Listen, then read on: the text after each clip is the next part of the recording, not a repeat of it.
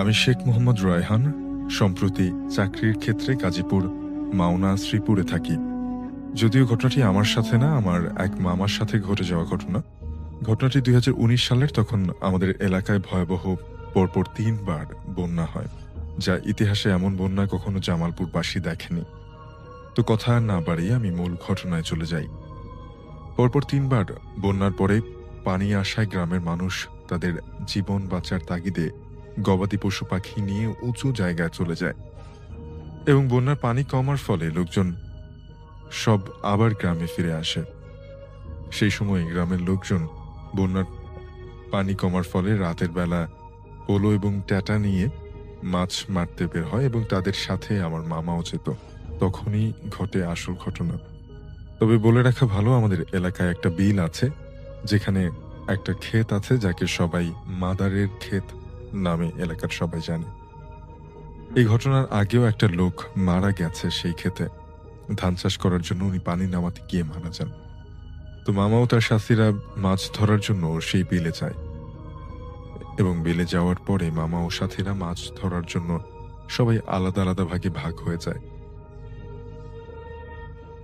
তারপরে এক একজন এক এক দিকে চলে যায়। তখনই শুরু হয় আসল ঘটনা। মামা পানিতে নামার পরে তার সামনে একটা বড় শোল মাছ দেখতে পায় এবং মামার হাতে থাকা পোলোটা দিয়ে মাছের উপর ফেলে, কিন্তু কোনোভাবেই সেই শোল মাছ তিনি ধরতে পারছেন না। প্রায় ২ ঘন্টা সে ওই মাছটার পেছনে নির্জন বিলের মধ্যে ছুটে বেড়ায়। মামা শোল মাছের পেছনে ছুটতে ছুটতে তার মনের অজান্তে সেই মাদারের খেতে এসে পড়ে এবং পরে যা হয় তার জন্য মামা কোনোভাবেই প্রস্তুত ছিলেন না। মামা শেষবারের মতো যখন বুঝলো যে পোলোর ভিতর, পোলো বলতে হয়তো উনি জাল বা এ ধরনের কোনো একটা সরঞ্জাম বোঝাচ্ছেন যার মাধ্যমে মাছ ধরা হয়, হাত দিয়ে মাছ ধরবে, তখন সেই পোলোর ভিতরে আগুন ধরে বসে। অর্থাৎ মাছটা ধরার সাথে সাথে সেই মাছটা একটা আগুনের রূপ নেয়। তখন মামা ভীষণ ভয় পায় এবং ঘাবড়ে যায়। মামার মনে পড়ে সে তো মাদারের খেতে এসে পড়েছে। তার মনের ভুলে এবং সেখান থেকে দৌড়ে সে পালিয়ে আসে। আরেকটা কথা বলে রাখি, আমাদের ওই এলাকায় বিলের মধ্যে একটা বাঁশঝাড় আছে। সেখানে মামা চলে আসে। আসার পর মামা একটা সিগারেট জ্বালিয়ে সঙ্গীদেরকে ডাক দেয়, কিন্তু তার কোনো সঙ্গী তার কথায় সাড়া দেয় না। তারা প্রত্যেকেই মাছ ধরতে ব্যস্ত এবং প্রত্যেকে ভীষণভাবে ব্যস্ত, একজন আরেকজনকে দেখছে না।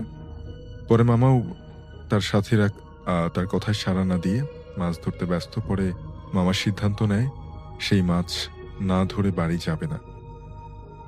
পরে মামা আবার মাছ ধরতে নেমে পড়ে পানিতে। এরপর যা হয়, মামা একটা মাগুর মাছ দেখতে পায় এবং মাগুর মাছটা ধরেও ফেলে মামা। মামা সেটাকে নিয়ে একাই বাড়ি চলে আসে। তখন রাত ৪:৩০ বাজে এবং মামা বাড়িতে এসে মাগুর মাছটাকে একটা বড় পাতিলে পানিতে রেখে গিয়ে ঘুমোতে চলে যায় এবং তার কিছুক্ষণ পরই ফজরের আজান দিতেই ঘরের দরজা খোলার একটা বিকট শব্দ হয় এবং এর সাথে সাথে বিকট একটা গরুর ডাকের মতো শব্দ হয়।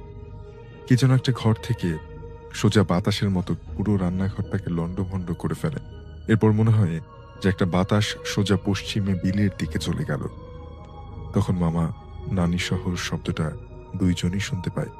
নানি মামাকে জিজ্ঞেস করে যে এত রাতে গরু এই ঘর থেকে কোত্থেকে ডাকতে পারে।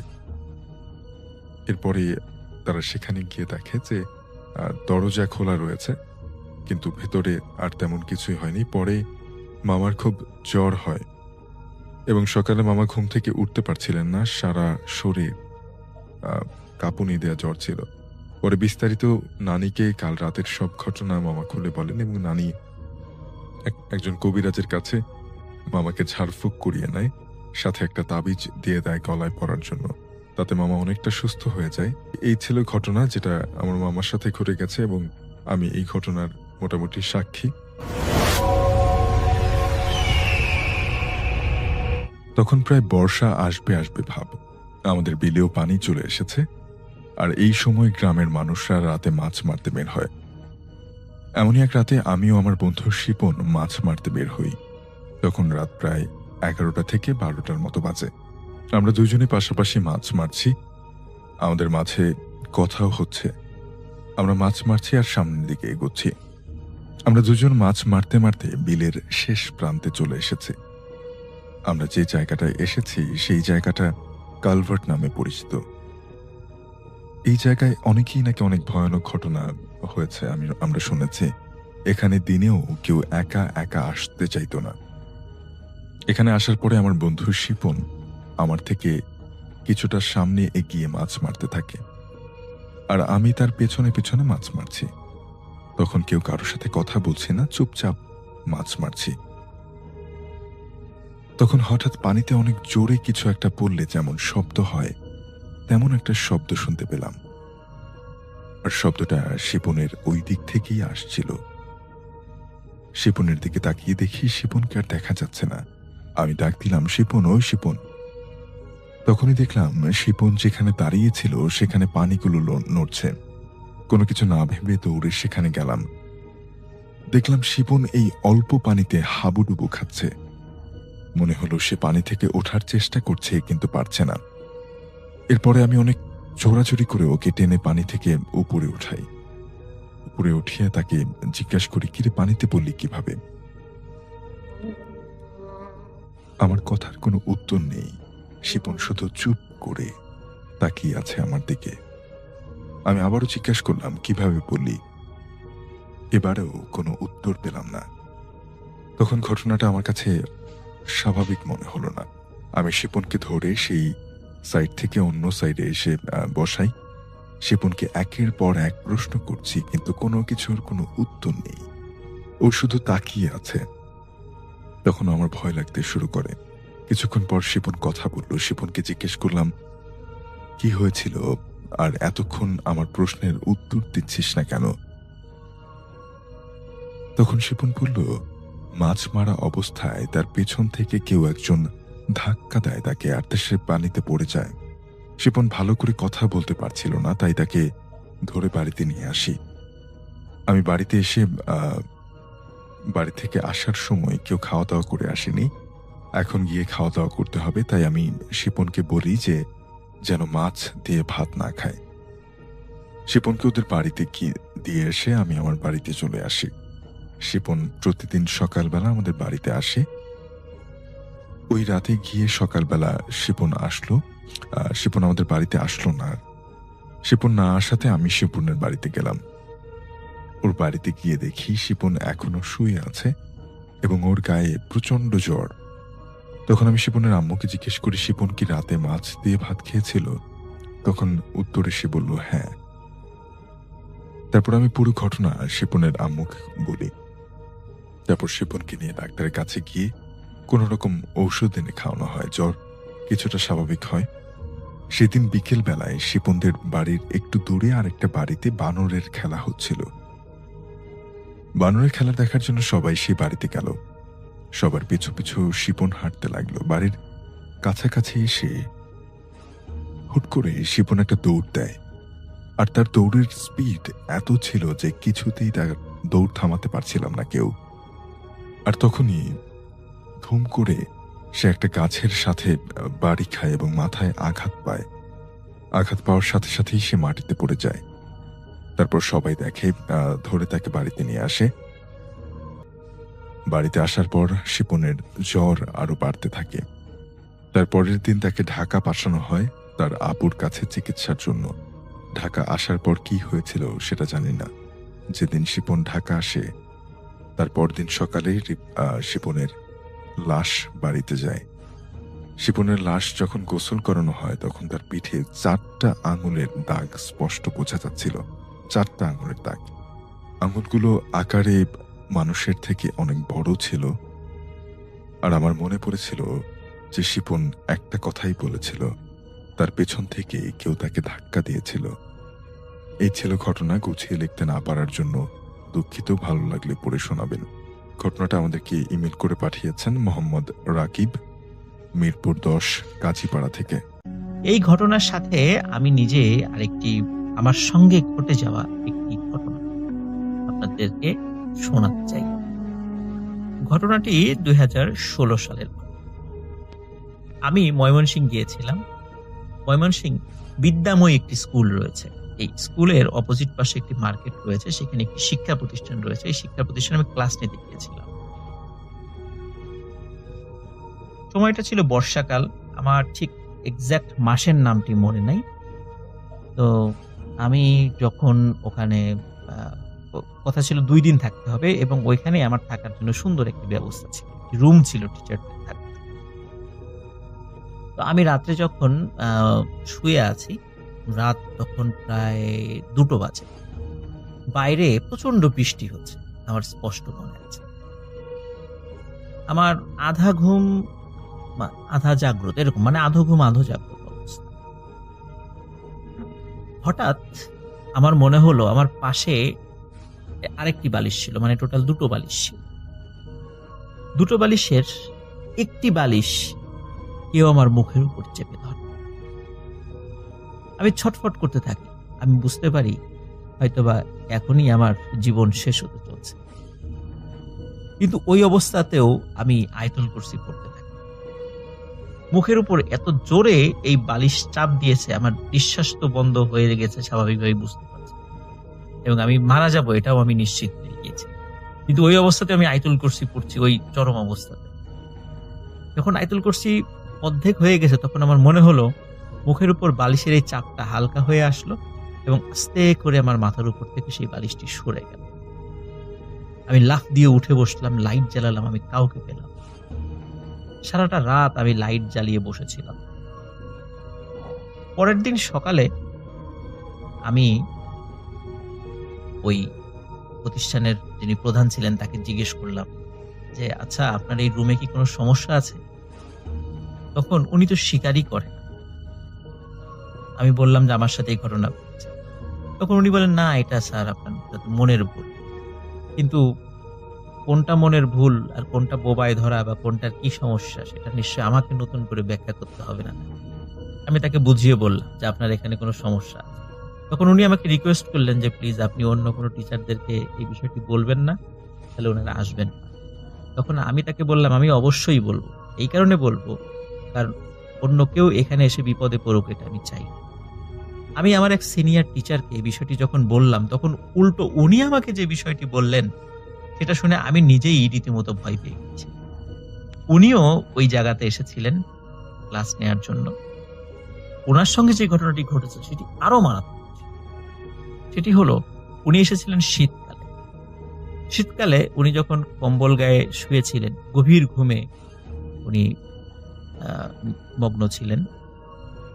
হঠাৎ ওনার মনে হলো ওনার পিঠে কেউ প্রচন্ড জোরে একটি লাথি দিয়ে বিছানার উপর থেকে ফেলে দিয়েছে এবং উনি নড়তে পারছেন না।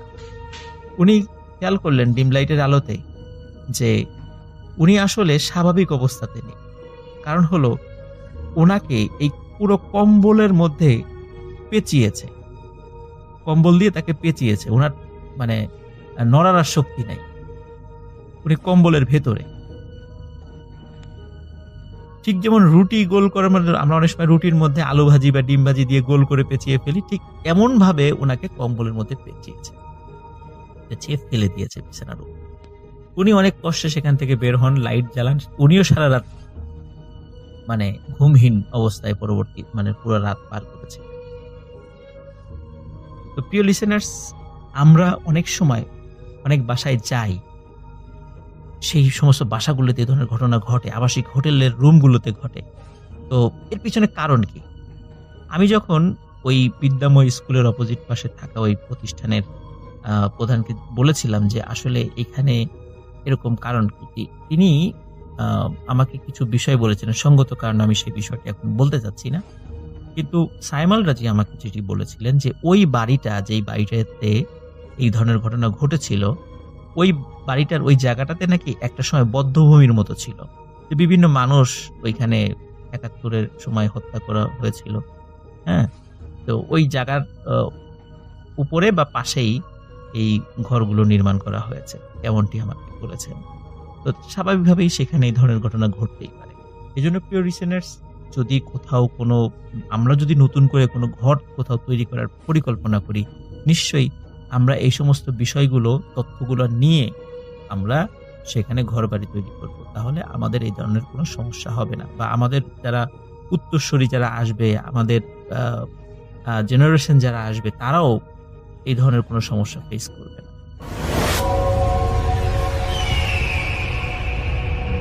সময়টা ছিল বর্ষার দিনের একটা ঘটনা। চারপাশে পানিতে ভরা জমি, কাদা আর নরম মাটির গন্ধে ভরে আছে পুরো এলাকাটা।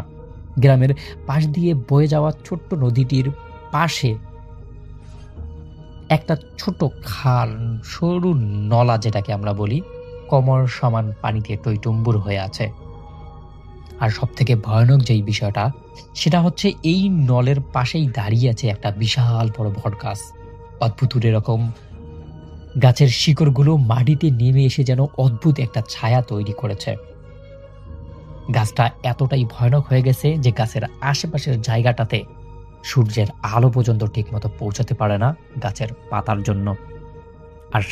আর এর থেকেও ভয়ানক ঘটনাটা হচ্ছে, রাসেল ভাই, এই বটগাছটার পাশেই রয়েছে একটা পুরনো শ্মশান ঘাট। কারণ এই শ্মশান ঘাটের যেই দাহ করা দেহগুলো বা দাহ করা মানে শেষ কর্মটুকু এই যে নদী যে ছোট খালটা আছে সেই খালটার মতোই সম্পূর্ণ করা হয়। গাছের চারপাশে ছড়িয়ে আছে পুরনো পোড়া কাঠ, কয়লা আর কিছু ভাঙা মূর্তি। স্থানীয় লোকজনের মধ্যে প্রচলিত আছে, একবার কেউ এই গাছের ডাল কাটতে গিয়েছিল আর ঠিক তখনই সেই কাটা অংশ থেকে বের হয়ে এসেছিল অঝরে রক্ত। পরে সেই লোকটাও অদ্ভুতভাবে মারা যায়। তার মরে যাওয়ার ঘটনা এখন পর্যন্ত মানুষের কাছে রহস্য হয়ে আছে। সেই ঘটনার পর থেকে আর কেউ গাছটির কোনো ক্ষতি করার সাহস পায়নি কখনোই। একদমই এত ভয়ানক একটা কুসংস্কার বলেন আর সত্য ঘটনা বলেন, যেটাই বলেন না কেন, সেটা ছড়িয়ে আছে পুরো এলাকা জুড়ে। একদিন আমার বন্ধু রফিক, জাহিদ, সাইফুল ছিল অদম্য সাহসী বন্ধু। তারা এত বেশি সাহসী, তারা এভারেস্ট জয় করার মতো সাহস রাখে।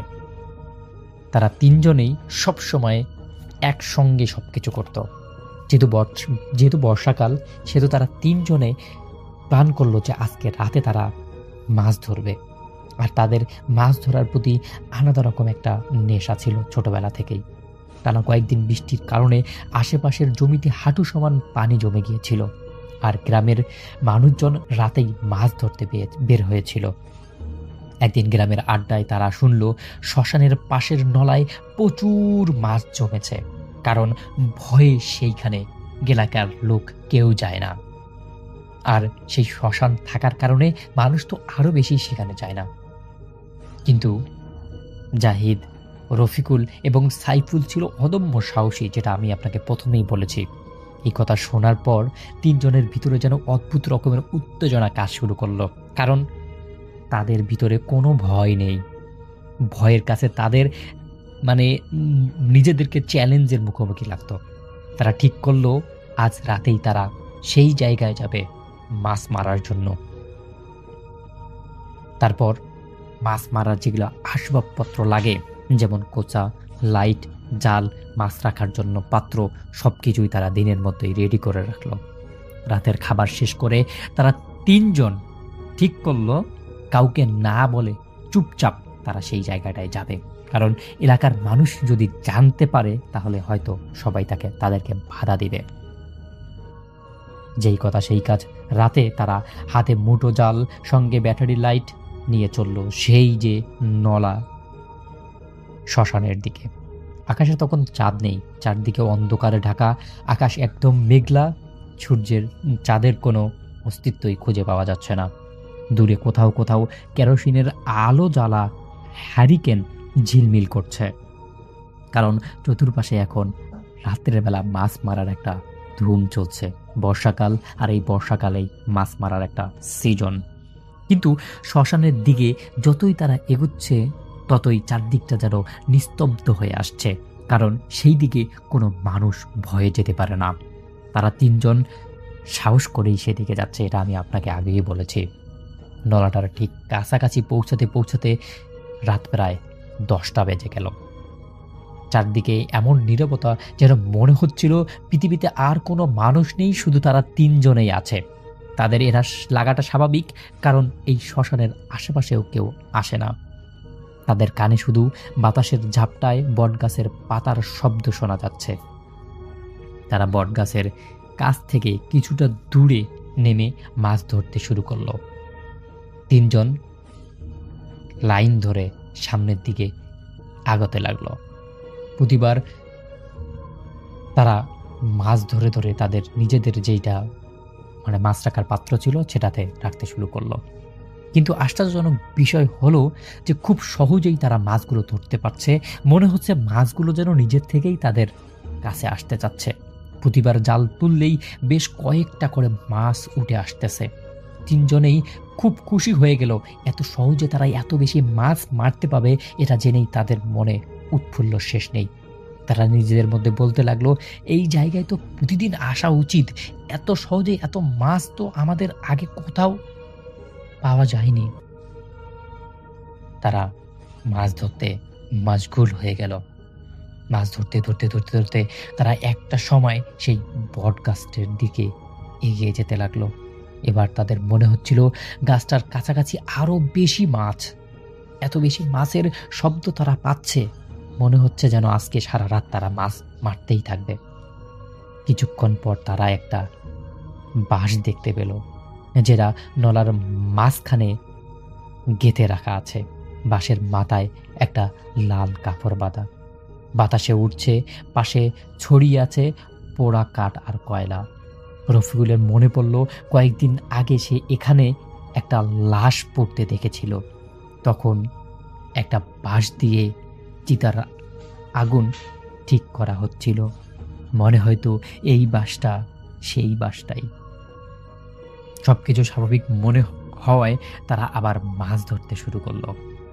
হাঁটু সমান পানিতে জলে দাঁড়িয়ে তারা জাল ফেলতেছিল, আর মাঝে মাঝে সবাই মিলে হাসাহাসি করতেছিল যে এলাকার মানুষ কত বোকা, এত সহজে এত মাছ থাকতেও তারা এখানে মাছ মারতে আসে না।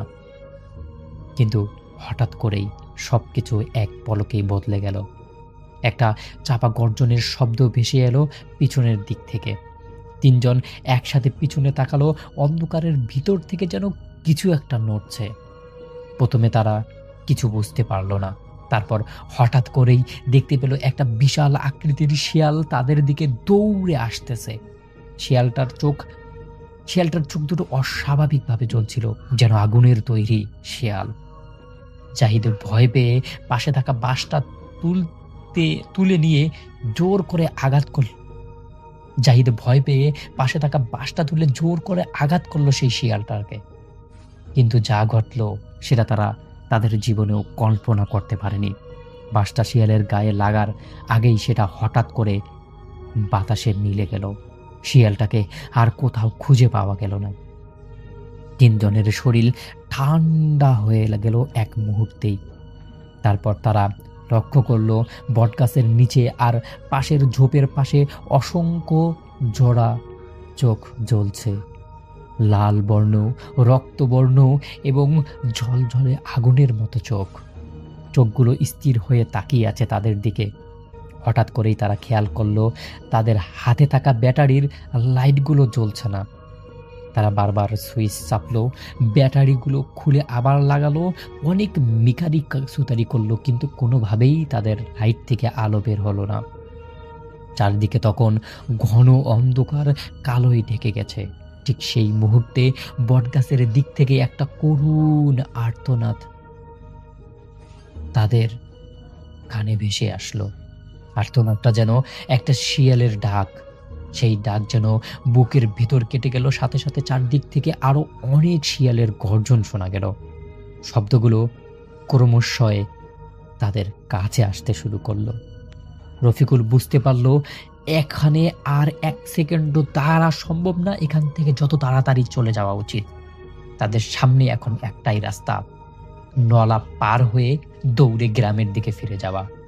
তিনজন একে অপরের হাত শক্ত করে ধরল, তারপর একসাথে নলার গভীর পানির দিকে ঝাঁপ দিল।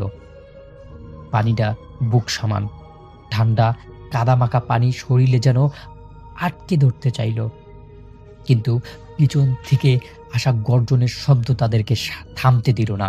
তারা প্রাণপণে নালা পার হয়ে দৌড়াতে শুরু করলো অন্ধকার মাঠের দিকে। কিন্তু অন্ধকার এত বেশি ঘন ছিল যে কে কোন দিকে দৌড়াচ্ছে কেউ বুঝতেই পারছে না। একটা সময় রফিকুল বুঝতে পারল তার হাত দুটো ফাঁকা, দুই হাতের দুই বন্ধু কোথাও নেই। সে একা হয়ে গেছে, চারিদিকে নিস্তব্ধতা, শুধু দূর থেকে ভেসে আসছে সেই শিয়ালের গর্জন। মনে হচ্ছিল অন্ধকারের ভিতর থেকে অসংখ্য চোখ তাকে অনুসরণ করছে। তার বুকের ভেতর ধরপর যেন আরো বেড়ে হয়েই যাচ্ছে। সে থামল না, সাহস পাচ্ছে না যে সামনে যাবে, কারণ সে বুঝে গেছে এই রাত এখনো শেষ হয়নি। এটাই সেই রাত ছিল যেই রাতের শুরু এখনো শেষ হচ্ছে না। রফিকুল একটা সময় দৌড়াতে দৌড়াতে তার বাড়ি পৌঁছে গেল। বাড়িতে গিয়ে দেখে তাদের বাড়ির দরজা সব বদ্ধ। সে যে চিৎকার করবে সেটা চিৎকার করার শব্দও তার মুখ থেকে বের হচ্ছে না। সে বাড়ির উঠানেই অজ্ঞান হয়ে পড়ে যায়। পরদিন সকালে যখন তার চোখ খুললে দেখে তার পরিচিত আশেপাশের লোকজন তাকে দেখছে আর জিজ্ঞাসা করছে তোমার কি হয়েছে, এবং যেই কথা সেই কাজ। তার বন্ধুদের সাথে ঠিক একই ঘটনা ঘটেছে। সবাই তাদেরকে দোষারোপ করে যেই পুকুরে তোমাদেরকে যাইতে নিষেধ করা হয়েছিল তোমরা সেই পুকুরেই কেন গেলে। এরপর থেকে সেই শ্মশানের নলাটা চিরতরে বদ্ধ করে দেওয়া হয়। রাসেল ভাই, এটাই ছিল ঘটনা। এটা একটা মেয়ের ঘটনা যেটা আমি আজ সবার সাথে শেয়ার করব। মেয়েটির বর্তমান পরিস্থিতি বলবো সবার সাথে। এবং এই মেয়েটা থাকতে হচ্ছে ঢাকার অদূরে ময়মনসিংহে। বাবা সরকারি চাকরি ছিল, তার কারণে ময়মনসিংহে থাকতে হতো। তো যে জায়গায় বাসা ছিল ভালুকার ভেতরেই পড়ে। এটা আজ থেকে প্রায় 20 থেকে 25 বছর আগের ঘটনা, 1990 সালের দিকে হবে। সপরিবারে মেয়েটির নাম হাফিজা, আমি হাফিজা নাম দিচ্ছি, ময়মনসিংহে সরকারি কর্মকর্তাদের বাড়িতে ওঠে। বাড়িটির চারপাশে গাছগাছালি ছিল। এমন না খুবই যে হন্টেড বা ভয়ের কিছু, তা না, মানে ফাঁকা ফাঁকা, এবং আশেপাশের ভিউ ছিল খুবই সুন্দর। বিকেলে উঠোনে বসে দিব্যি সময় কাটানোর মতো জায়গা আর কি। জায়গাটা ছিল পুরো পরিবারের বেশ পছন্দ হয়ে যায়। এবং সরকারি চাকরি করত দেখে বাসার ভেতরে একজন বাবুর্চি, একজন মালি এবং একজন দারোয়ান থাকতো 24 ঘন্টা। গাছে ছিল অনেক আম। আগে যারা ছিল তারা বাসার যত্নটা নিত না বলেই বাসায় থাকতো না। এরকম অবস্থা তারা বাসার ভেতরে যে দেখে। বাবুর্চিরাও তারা ওঠার পর আসে, কিন্তু সবার মধ্যে কেমন জানি এক ধরনের আতঙ্ক থাকতো সবসময়, এবং সেটা শুরু থেকেই পরিলক্ষিত হতে থাকে। তো গভর্নমেন্ট অফিসার ভয়ে হয়তো এরকম করে, ধরে না গভর্নমেন্ট অফিসার ভয় হয়তো এরকম করে, কিন্তু ওই বাসা পরিষ্কার করতে প্রায় 2 দিন লেগে যায়। তখন ওই বাসাতে শুধু হাফিজা, তার মা রেনু এবং বাবা থাকা শুরু করলেন। ঘটনার দিন প্রচন্ড মেঘ সকাল থেকেই দেখা যায়, এবং গুড়ি গুড়ির বৃষ্টি কয়েকবার হলেও রাতের বেলা অনেক বাতাস হতে থাকে। মনে হচ্ছিল গাছগুলো এখনই উপড়ে পড়বে। এবং মেয়েটার বৃষ্টি খুবই পছন্দ। ওই বাসায় একটা কাজের বুয়া ছিল। রাতের বেলা ওই বুয়াকে সজাগ করে প্ল্যান করে আম পেরে নিয়ে আসবে ঘরে, এরকম একটা প্ল্যান করে হাফিজা। রাত তখন প্রায় 12টার বেশি। অত রাত তো তখন মধ্যরাতে ধরা চলে।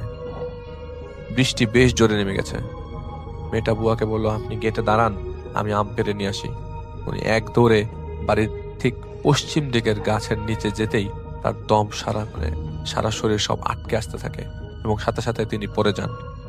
বুয়াটাকে দরজা থেকে আবছা আলোয় দেখতে পান সে পিছলে পড়ে গেছে। এক চিৎকারে বুয়া এগিয়ে যায় এবং বাবা মা সজাগ হয়ে যায়। ইলেকট্রিসিটি তখন ওই এরিয়াতে ছিল না। ওই বৃষ্টির মাঝে অনেক রাত করে বাড়ির দারোয়ান সাহায্য নিয়ে ডক্টর নিয়ে আসেন, কারণ লোকটি নিজেও জানতো না ডক্টর কোথায় পাওয়া যাবে। তিনি ডক্টরকে নিয়ে আসার পর দেখা গেল ডিফারেন্ট জায়গায় ছিলার দাগ, সারা শরীরে আঁচড় দিয়ে কে যেন রেখেছে। আঁচড় যেন একটি না, পুরো শরীর জুড়ে মেয়েটিকে কে জানি খামচেছে। ঘুম ভাঙার পর থেকে সারা শরীরে আতঙ্ক শুরু হয়ে যায় মেয়েটি সবাইকে কিছু না বললেও মাকে সব ঘটনা বলে। ওদিন রাতে মেয়েটি যখন গাছের কাছে গাছের কাছে যায়, তখন দেখে গাছটির নিচে একটা মেয়ে দাঁড়িয়েছিল এবং একটা মেয়ে তার গলায় কামড় দিয়ে মাংস ছিঁড়ে ছিঁড়ে খাচ্ছে। এবং দুইজনের ফেস দেখতে একই রকম, একজন একজনের গলা মাংস কামড়াচ্ছে আর কি। উনি যখন জিজ্ঞেস করলো যে একই রকম ফেস কিভাবে দেখলেন, তখন তিনি বললেন বিদ্যুৎ কম চমকাচ্ছিল আর এটা ক্লিয়ার পরিষ্কার দেখা গেছে। বুয়া মেয়ে কিন্তু মেয়েটিকে অজ্ঞান হতে দেখে, কিন্তু কোনো মেয়েকে ওখানে দেখে নাই।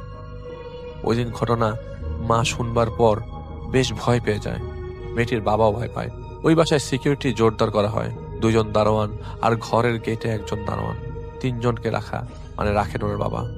মেয়েটার সাথে কয়েকদিন তার মা ঘুমালেও পরে মেয়েটা নর্মাল হয়ে যায়, কিন্তু তার শরীরে আঁচড়ের দাগের হিলিং এর কোনো খবর নেই। আঁচড়গুলো সব পিঠের দিকে। এটা হচ্ছে ঈদের আগের দিনের ঘটনা। রাত তখন প্রায় 2টা কি 3টা বাজে। সঠিক সময়টা বলতে পারছি না, কারণ কাহিনীটা বেশ পুরনো। এরকম কাহিনী আসলে পাওয়া মুশকিল। গভীর রাতে ওর নাম নিয়ে ডাকতে থাকে কয়েকজনের সাউন্ড পাওয়া যায়। মনে হচ্ছিল পরিষ্কার মেয়েটির দাদা ডাকছে। পরের দিন ঈদ, দাদার এরকম সাউন্ড ঘুমের মধ্যে স্পষ্ট শুনে মেয়েটা একলা ফুটে যায়। কিন্তু তো সাউন্ড ভেসে আসতে দেখা যায়, কিন্তু দাদার না, এখন ভয়েসটি চেঞ্জ হয়ে বড় চাচার হয়ে যায়। হাফিজা আপুর স্পষ্ট মনে আছে ডাকগুলো এরকম যে কইরে মা দেখ, তোর জন্য পুতুল কিনে নিয়ে আসছি। সে খাটের মধ্য থেকে ভয়েস যে চেঞ্জ হচ্ছে খুব শুনতে পাচ্ছে। বুয়া ঘুমাচ্ছিল ফ্লোরে। কাঁথাটি মুড়ু দিয়ে তিনি আবারও চেষ্টা করলো শুনতে, কোনো সাউন্ড পেল না। মনে হতে থাকলো শব্দ নাই। তিনি আবার কাঁথা সরালেন এবং ডাক শোনার জন্য বারবার চেষ্টা করলেন। এবার ওর ফুপ্পি ডাকছে, ওই রে মা, তোর জন্য জামা এনেছি। একের পর এক ডিফারেন্ট ভয়েসের ডাক। বুয়া যে মেঝেতে শুয়ে থাকে, বুয়াটিও নেই। হঠাৎ করে দেখলো। হাফিজ আবু তখন চিন্তা করতে থাকে চিৎকার করবে কিনা। চিৎকার করলে কি হবে বুঝতে পারছে না। আবার অন্ধকারে বাবা মা রুমেও যেতে পারছে না।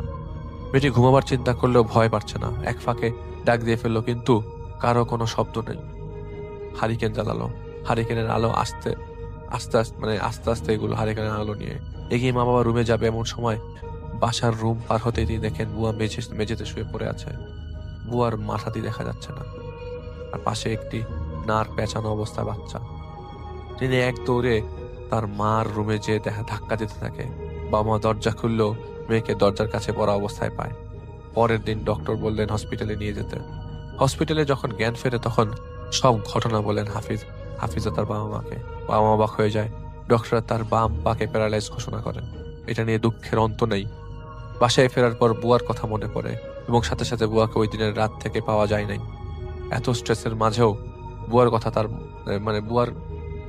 বুয়ার কথা তিনি ভুলতে পারছিলেন না। বাসার দারোয়ানকে জিজ্ঞেস করে, আমাদের বাসায় যে বুয়া ছিল উনি কই? দারোয়ান বলে, বাসায় তো কখনো কোনো বুয়াকে দেখি নাই ম্যাডাম। সবাই স্তব্ধ এবং বিস্মিত। এরপরে তারা আর বিন্দু মাত্র ওই বাসায় আর থাকলেন না। রিসেন্টলি তিনি হাঁটতে পারেন, তাও অল্প, কিন্তু আগের থেকে অনেক বেটার। তারপর তাকে ক্রাউচ ইউজ করতে হয়, কিন্তু এই ডিজাস্টারের ড্যামেজটা তাকে সারা জীবন পোহাতে হচ্ছে। স্টিল তার বিয়ে হয়নি এবং স্টিল তিনি আগের মতোই আছেন। এইটাই ছিল আমার ঘটনা। ঘটনাটির সময় ছিল 2010 সাল। তখন এই সাইমাল রাজি ক্লাস 1-এ পড়তো। তো ঘটনাটি যখন ঘটেছিল, তখন ওই প্রেক্ষিতে বিষয়গুলো তার বেশ কিছু বিষয় আফসা মনে ছিল, এবং যখন সে বড় হয়েছে, বিষয়টি আরো বোঝা শিখেছে, তখন বিষয়টি উনি আরো সুন্দর করে গুছিয়ে নিজের মনের মধ্যে রেখেছিলেন এবং সেটি আমাকে বলেছেন। চলে যাই ঘটনাতে। গাজীপুর জেলার মৌচাক ইউনিয়নের সুরিচলা গ্রাম। সেখানে আলহেরা একাডেমি স্কুলে লেখাপড়া করতেন সাইমাল রাজি। ওই স্কুলের মালিকের ছোট্ট একটি কলোনির মতো এরিয়া ছিল। সেখানে বেশ কিছু মানুষ বাসায় থাকতেন। তো এই সাইমাল রাজির বাবার নাম ছিল ইয়াসিন আহমেদ। উনি জিসকা ফার্মাসিউটিক্যাল কোম্পানিতে জব। তো উনি, ওনার স্ত্রী এবং সাইমাল রাজি, মানে সাইমাল রাজির মা বাবা সহ সাইমাল রাজিরা ওই স্কুলের মালিকের ওই ছোট যে কলোনি ছিল, সেই কলোনির একটি বাসা ভাড়া করে সেখানে থাকতেন। ওই বাসার ওয়াশরুম এবং বারান্দাটা এটা অ্যাটাচ ছিল। খুব ভালোই চলছিল। প্রথম 6 মাস কোনো সমস্যা ছিল না। একদম স্মুথলি এই 6 মাস তারা বসবাস করছিল। 6 মাস পর থেকেই অদ্ভুত একটি সমস্যা ফেস করেন এই সাইম আল রাজির আম্মা। সেটি হচ্ছে, এক রাত্রে তারা যখন লাইট অফ করে শুয়ে পড়েছে, তখনও আসলে ওইভাবে কেউ ঘুমিয়ে যান নাই, খুব বেশি রাত। হঠাৎ সাইম আল রাজির আম্মা উনি ফিল করলেন মশারির ভেতর দিয়ে কেউ ওনার হাতে টাচ করল। শুরুতে উনি মনে করেছিলেন এটা হয়তোবা মনের ভুল। বেশ কিছু সময় পর আবারও তার মনে হলো মশারির ভেতর দিয়ে কেউ তার শরীরে, বিশেষ করে হাতে টাচ করল।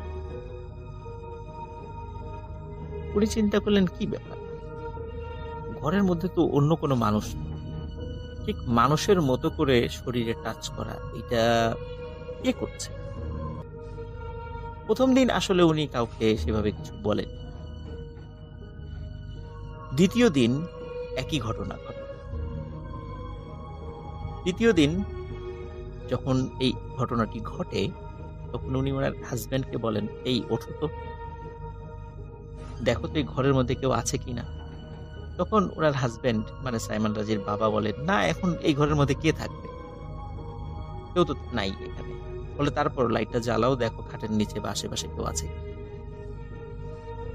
তখন তিনি লাইট জ্বালান, খাটের নিচে আশেপাশে তন্ন তন্ন করে খোঁজেন, কিন্তু কোনো মানুষের অস্তিত্ব তিনি দেখতে পান না। শুধু মানুষ কেন, কোনো বেড়াল বা এই টাইপের কিছুও যদি থাকতো, সেটিরও কোনো অস্তিত্ব দেখতে পান না।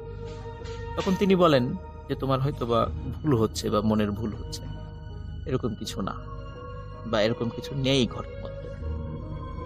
আবারও তিনি লাইট বন্ধ করে শুয়ে পড়েন। লাইট বন্ধ করার পর আবার একই ঘটনা ঘটে। সাইম আল রাজির মায়ের হাতে মশারির ভিতর থেকে কেউ টাচ করে।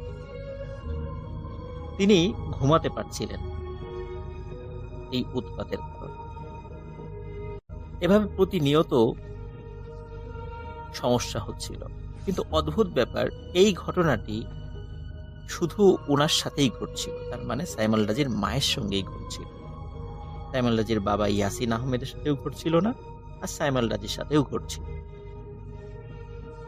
এক রাত্রে আগের সকল রেকর্ড ভেঙে দিয়ে মারাত্মক একটি ঘটনা ঘটেছে।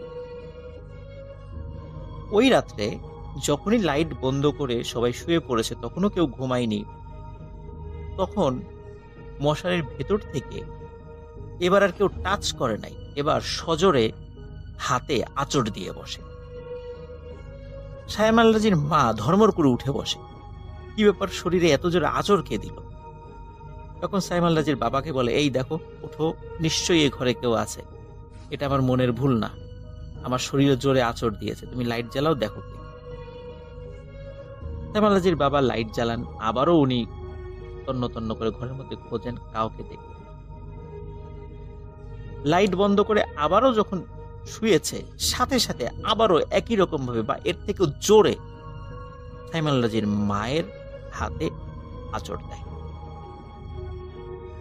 সাইম আল রাজির মা আবারও চিৎকার করে ওঠে।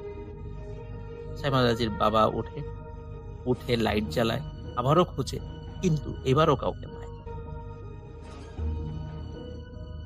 আবারও লাইট বন্ধ করে শুয়ে পড়ে, আবারও একই সমস্যা।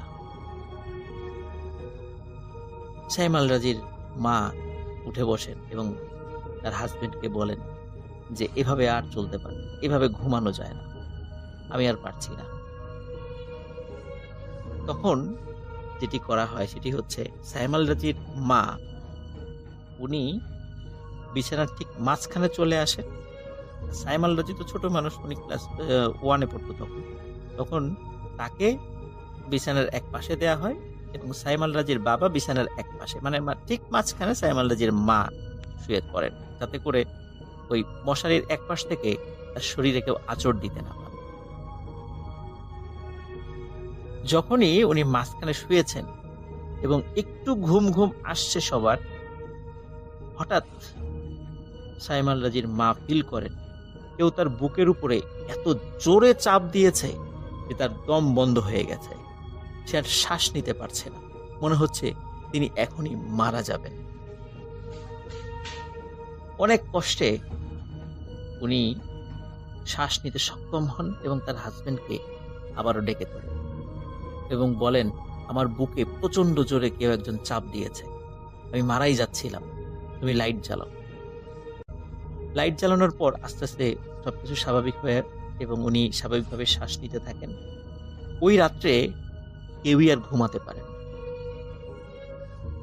সকাল হতে না হতেই সাইমাল রাজির মা তার নানা বাড়িতে ফোন করে। সাইমাল রাজির নানা বাড়ি ছিল সাভারের যে বাইপাইলটা আছে, এই বাইপাইলের পাশে গাদিরচর নামক একটা গ্রাম আছে। এই গাদিরচরেই এই সাইমাল রাজির নানা বাড়ি। সকালবেলায় সাইমাল রাজির মা তার বাবা মানে তার সাইমাল রাজির নানাকে ফোন করেন, ফোন করে পুরো বিষয়টা খুলে বলেন। সাইমাল রাজির নানা তিনি বিষয়টা শোনেন এবং বুঝতে পারেন। তিনি বলেন যে তোমরা শুক্রবারে বাড়িতে চলে আসো, আমি দেখি বিষয়টা কি করা যায়, কিভাবে সমাধান করা যায়। ওই গ্রামে সবুর কবিরাজ নামে একজন কবিরাজ ছিলেন, খুব ভালো একজন কবিরাজ, যিনি এখনো জীবিত আছেন। তো তার কাছে নিয়ে যান। সবুর কবিরাজের কাছে একটা জিন আসতো বিভিন্ন ট্রিটমেন্ট রিলেটেড কাজ। সবুর কবিরাজ বলেন, রবিবার দিবাগত রাত 12:15 আপনারা আসবেন, আমি আমার জিনের সাথে আপনাদের কথা বলি। তো সাইমাল রাজি ছোট মানুষ ছিলেন, তিনিও গিয়েছিলেন। তিনি, তার মা, তার বাবা, তারপরে তার খালামণি, তার খালু, এরকম, তারপর তার নানু, এরকম প্রায় 7-8 জন আত্মীয় স্বজন মিলে ওই বাড়িতে যান। যাওয়ার পর তারা ঘরের মধ্যে বসেন এবং ঘরের মধ্যে বসার পর ওই যে সবুর কবিরাজ উনি সবাইকে আল্লাহ আল্লাহ জিকির করতে বললেন এবং বলেন যে এই অবস্থাতেই তার সেই জিন এখানে হাজির হবে। জিকির যখন করা হচ্ছিল তখন সাইমাল রাজি তো উনি তো ছোট মানুষ ছিলেন, তখনই উনি বুঝতে পারছিলেন, মনে হচ্ছিল আশেপাশে প্রচন্ড জোরে ঝড় হচ্ছে। ওই বাড়ির আশেপাশে ঝড় হচ্ছে এবং এর একটু পরপরই মনে হচ্ছিল ঘরের মধ্যে যে কাচের একটি শোকেস আছে এবং শোকেসের মধ্যে আরো কিছু কাচের থালবাটি বা টাইপের জিনিস ছিল, মনে হচ্ছে সেগুলো চুরমার করে কেউ ভেঙে ফেলছে। উনি খুব ভয় পাচ্ছিলেন যে কি হবে। কিছু সময় পর হঠাৎ এই কাচের যে চুরমার শব্দ সেটিও থেমে যায় এবং হঠাৎ একটি শব্দ ভেসে ওঠে, আসসালামু আলাইকুম। মানে ওই জিন হাজির হয়ে সবাইকে সালাম এবং এরপরে জিজ্ঞেস করে যে তোমাদের কি সমস্যা বলো। তখন এই সাইমাল রাজির যিনি নানু, তিনি ওই জিনের কাছে সব বিষয় খুলে বলেন। তো জিন কিছুক্ষণ চুপ থাকার পরে বলেন যে আসলে যে বাড়িতে এরা রয়েছে, এখানে যে ওয়াশরুমটা রয়েছে, এই ওয়াশরুমের মধ্যে খুবই শক্তিশালী একটি জিন রয়েছে, যে এই ঘরের মধ্যে যারা থাকবে তার ক্ষতি করতে চায় এবং এই যা ঘটছে এগুলো সব ওই জিনেরই, দুষ্টু জিনেরই কাজ। কিন্তু সে এতটা শক্তিশালী যে আমার পক্ষে সম্ভব নয় তাকে সেখান থেকে সরিয়ে ফেলা। আমি এখান থেকে চলে যাওয়ার পর আপনারা এই ঘরের মধ্যে 4টি কাগজ দেখতে পাবেন, কিন্তু এই 4টি কাগজ ভাঁজ করা আছে, কেউ এটা খুলবেন না। এটি 4টা তাবিজে ভরে ওই ঘরে রেখে দেবেন, আশা করি ইনশাল্লাহ কোনো সমস্যা হবে না। কিন্তু এটি একটি মানে টেম্পোরারি একটা সমাধান, কোনো স্থায়ী সমাধান নয়। স্থায়ী সমাধানটা হচ্ছে ওই ঘর থেকে যত দ্রুত সম্ভব বের হয়ে যেতে হবে, মানে অন্য বাসায় চলে যেতে হবে, কারণ ওই জিনটা খুবই শক্তিশালী, তার সঙ্গে পেরে ওঠা অনেক কঠিন। সত্যি যখন ওই জিনটি ঘর থেকে চলে যায় ঘরের লাইট জ্বালানো হয়, কারণ ঘরটি তখন অন্ধকার ছিল। লাইট জ্বালানো হয়, লাইট জ্বালানোর পরে ঘরের মধ্যে 4টি ভাঁজ করা কাগজ পাওয়া যায়। যেহেতু খোলা নিষেধ ছিল, এই জন্য তারা এটা খোলে না। সাইম আল-রাজির মা 4টা তাবিজের মধ্যে এই 4টা কাগজ ভরে ঘরের চারদিকে উনি টানিয়ে দেন। কিছুদিন সমস্যা হয় না। এরপর আবার মনে হচ্ছিল কিছু সমস্যা হচ্ছে, কিন্তু এর মধ্যেই তারা একটা নতুন বাড়ি ঠিক করে, যেখানে তারা চলে যাবেন। তো যখন তারা চলে যাবেন, সব মালপত্র নেওয়া শেষ, তখন সাইম আল-রাজির মা চিন্তা করছে যে আসলে সব তো মালপত্র নেওয়া হয়ে গেছে, এই যে তাবিজ 4টি ঝুলিয়ে রেখেছি তো খোলা নিষেধ ছিল, এখন তো চলেই যাচ্ছে, এখন খুলে দেখি তো আসলে ওর মধ্যে কি লেখা ছিল বা কি আছে। তখন কৌতূহলী হয়ে যখন ওই তাবিজের মুখ থেকে মোম সরান, অদ্ভুত ব্যাপার দেখে যে এই তাবিজের উপরের অংশ ঠিকই ছিল, দেখে বোঝার উপায় নাই যে ভেতরে কিছুই নেই। তার মানে হচ্ছে তাবিজের ভেতর থেকে ওই যে কাগজ, ওই কাগজ সরিয়ে ফেলেছে সেই দুষ্টু জিন। 4টা তাবিজেই একই রকম, 4টা তাবিজের মধ্যে কিচ্ছু নেই, সব সরিয়ে ফেলেছে।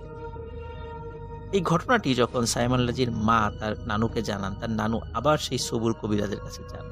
সবুর কবিরাজ তার জিন হাজির করেন এবং জিন তখন বলে, আমি তো বলেইছিলাম যে অনেক শক্তিশালী, আমার থেকেও শক্তিশালী, ওর উপরে কাজ করা খুব কঠিন, তাই তো একটা টেম্পোরারি সমাধান দিয়েছিলাম, অস্থায়ী সমাধান। তোমরা দ্রুত বাসা চেঞ্জ করো, এছাড়া আর কোনো উপায় নেই। ওনারা বাসা চেঞ্জ করে একটি নতুন ঠিকানায় ওঠেন, নতুন বাড়িতে ওঠেন। এই বাড়িতে ওঠার পর অদ্ভুত আরেকটি সমস্যা ওনারা ফেস করতে থাকে। ওই বাড়িতে একটি ঢেকি ছিল। গভীর রাত্রে কে যেন ওই ঢেকির উপর পা দিয়ে ধান ভানত। ঢেকির কচকচ শব্দ হতো, কিছু সময় হতো, তারপর থেমে যেত। তারা যখন উঠে দেখতে যেত যে ঢেকিতে কে পা দিয়ে ঢেকিটা চালাচ্ছে, গিয়ে দেখতো যে না, ঢেকি ঢেকির মতোই আছে, কোনো শব্দ নেই। তাহলে কে এই ঢেকিটি চালায়?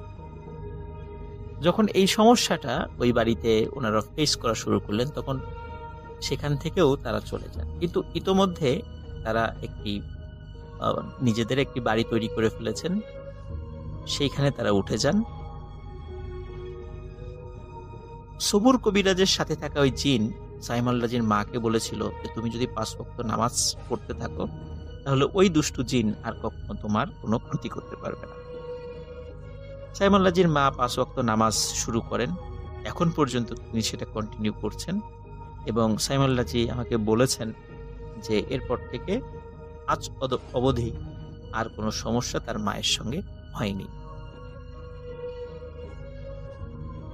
সাইম আল-রাজি আমাকে এটাও বলেছে যে ওই যেই বাড়িতে তারা একসময় থাকতেন, এখনো সেই বাড়িতে মানুষ থাকে, কিন্তু তাদের সঙ্গে কোনো ঘটনা ঘটছে কিনা এই বিষয়ে সাইম আল-রাজি কোনো তথ্য নিতে পারেননি।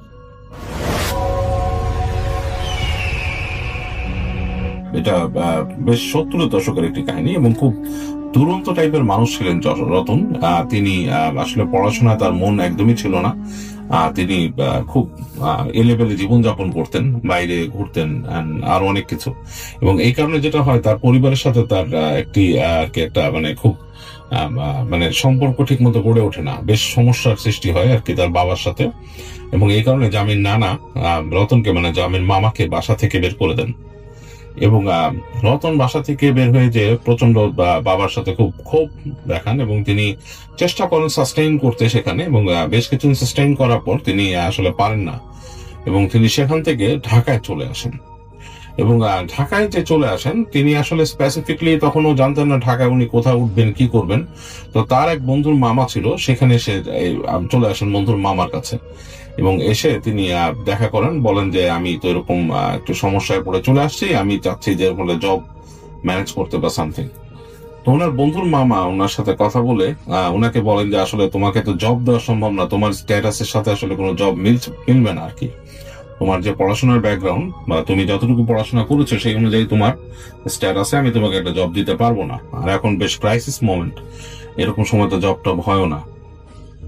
যাই হোক, তো উনি খুব রিকোয়েস্ট করেন যে মামা আমি চলে আসছি, আমাকে এখানে সার্ভাইভ করতে হবে কোনোভাবে। তো মামা জিজ্ঞেস করে তুমি গিয়ে থাকার জায়গা ম্যানেজ করেছো? বলে যে না, আমার থাকার জায়গা নাই। তো বাস, তুমি তো চলে আসছো, বাট তোমার একটা থাকার জায়গাও নাই, তুমি কি করবা?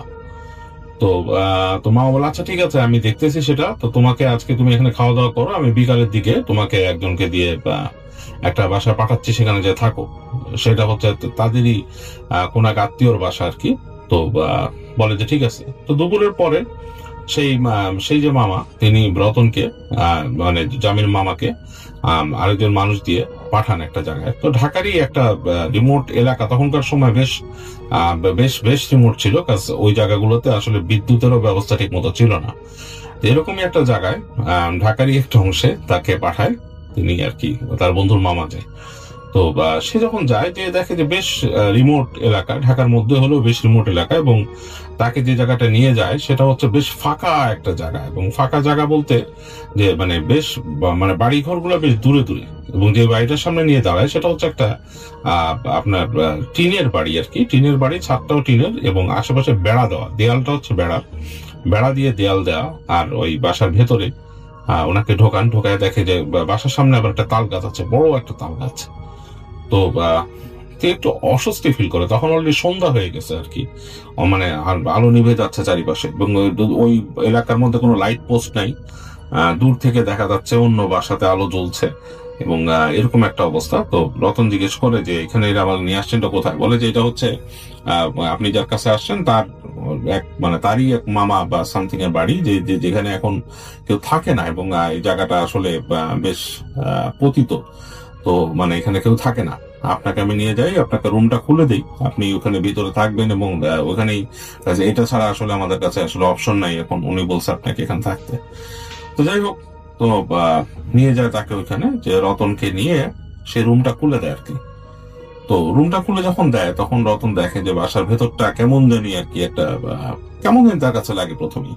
তো ঢুকে দেখে যে অন্ধকারের মধ্যে কিছু করার নাই, টিনের ঘর, ভেতরে ঢুকছে উনি, এবং ঢুকে দেখে যে মানে মাটিটা, মানে ফ্লোর যেটা সেটা মাটির ফ্লোর, মাটি ওটাকে মানে আর কি মাটি লেপে তৈরি করা আর কি। এবং রুমের ভেতরে একটা চৌকি আছে রুমের ভেতরে, এবং এরকমই আর কি রুমটা বেশ অন্ধকার হয়ে গেছে ভিতরে। তো তার যে যিনি তাকে নিয়ে আসছেন আর কি, তার মামা যাকে দিয়ে পাঠাইছেন তাকে, সে বলে আমাকে এখনই যেতে হবে, এখানে যেতে হবে, আপনি আপনি আপনি থাকেন, দেখেন কি করা যায়, আর আপনি পারলে এক কাজ করেন, আপনি আমার সাথে হেঁটে আসেন, এসে ওই মোড়ের থেকে, মোড়ে এই গুলির যে মোড়, সেই জায়গার থেকে আপনি ওই দোকান থেকে মোমবাতি কিনে নিয়ে আসেন। তো বলে আচ্ছা চলেন। তো রতন তার সাথে রওনা দেয়, এবং হেঁটে হেঁটে যাচ্ছে, এবং তারা যে যাচ্ছে দেখছে যে ওই বাসার থেকে আরেকটা বাসার দূরত্ব বেশ অনেক দূর, এবং এর মাঝখানে প্লট গুলো খালি, মানে প্লটের মতো পড়ে আছে, বাট প্লট ঠিক বলা যাবে না, এখনকার দিনে সাজানো গোছানো প্লটের মতো না, মানে বোঝা যাচ্ছে জায়গা, মানে মানে ওখানে একটা কারো জায়গা আর কি ওই জায়গাগুলো। এবং তার ওই পাশে কিছু ডোবা আছে, এবং ডোবাগুলোর মধ্যে কচুরিপানা এরকম আর কি।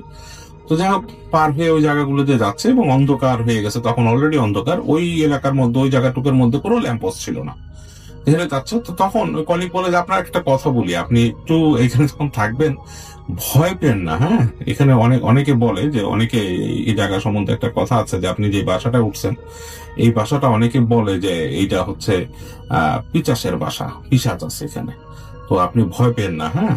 তো তখন সে আবার জিজ্ঞেস করে রতন যে পিশাচ আছে মানে বুঝলাম না।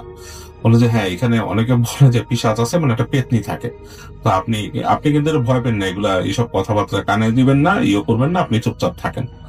তো যাই হোক, রতন কথাটা শুনে একটু শিরশির লাগে তার কাছে, কথাটা যে কি বললো এটা। এরকম করে একসময় লোক তাকে রাস্তার মোড়ে এই জায়গায় নিয়ে আসে, এবং দোকান থেকে সে মোমবাতি কিনে, 2টা মোমবাতি কিনে সে, এবং আরো সাথে পাউরুটি টাউরুটি আরো 2-1টা জিনিস কিনে, এবং কিনে সে ওই লোককে বিদায় দিয়ে সে আবার বলে আপনি যেতে পারবেন না? বলে হ্যাঁ, চাবি তো আপনার কাছেই আছে এখন। তো রতন সেখান থেকে হেঁটে হেঁটে বাসায় ফিরছে। তো বাসায় যখন ফিরে আসছে রতন, রাস্তা দিয়ে আসতেছে এবং বেশ ওই যে বাঘগুলো পার হচ্ছে তো একটা বাঘ পার হওয়ার পর যেখান থেকে সরাসরি ওই রাস্তার বাঁকের থেকে একদম সোজা পর্যন্ত দেখা যায় ওই বাসাটাকে। এবং সে যখন আসতেছে তখন দূর থেকে শুধু তাল গাছটা দেখতেছে অন্ধকারের মধ্যে, এবং তার কাছে কেমন জানি একটা মানে কেমন জানি একটা ভৌতিক একটা ব্যাপার লাগছে বাসাটাকে দেখেই। তখন সে তার সে ইজি ভাবে নিতে পারছে না বাসাটাকে, তার কাছে কেমন জানি লাগছে দূর থেকে দেখে। সে পরে চিন্তা করলো আসলে কিছু করার নাই, আমি তো আসছি এখানে, আমার তো বাসা বাড়ি থাকার জায়গা নাই, আমার তো কিছু করার নাই, আমার এখানেই থাকতে হবে। এটা চিন্তা করতে করতে সে এসে এবং বিষাদও লাগতেছে, কারণ আসলে সে খুব ভালোভাবে থেকে অভ্যস্ত, যেখানে সে থাকতো তার বাসার মধ্যে তার ফ্যান ছিল, ইলেকট্রিসিটি ছিল, সবকিছুই ছিল এবং বেশ মোটামুটি ভালো পরিবেশেই সে থাকতো। কিন্তু সেখান থেকে এরকম হঠাৎ করে সেরকম একটা ব্যাপার, যদিও ঢাকা শহর কিন্তু যে জায়গাটা আছে ঢাকারই এমন একটা রিমোট জায়গা যেখানে বিদ্যুৎ বন্ধ নাই আর কি। তো যাই হোক, সে হেঁটে হেঁটে আসে ওই বাসার সেই আঙিনাতে ঢুকে। আঙিনাতে ঢুকে ওদের তার কেমন লাগে, বা আঙিনাতে ঢোকার পরে কেমন লাগার কারণটা হচ্ছে যে সে যেখান থেকে ঢুকছে তার ডান পাশেই একটা বড় তাল গাছ, এবং তার পাশেই শুরু হয়ে গেছে ওই রুমগুলা, টানা সারি বাঁধা রুম, 3-4টা রুম এদিকে, আবার তার সোজা দিয়ে গেছে সেখানেও একটা রুমের মতো কিছু একটা, আর বাম দিকে বাঁশের বেড়া দেওয়া।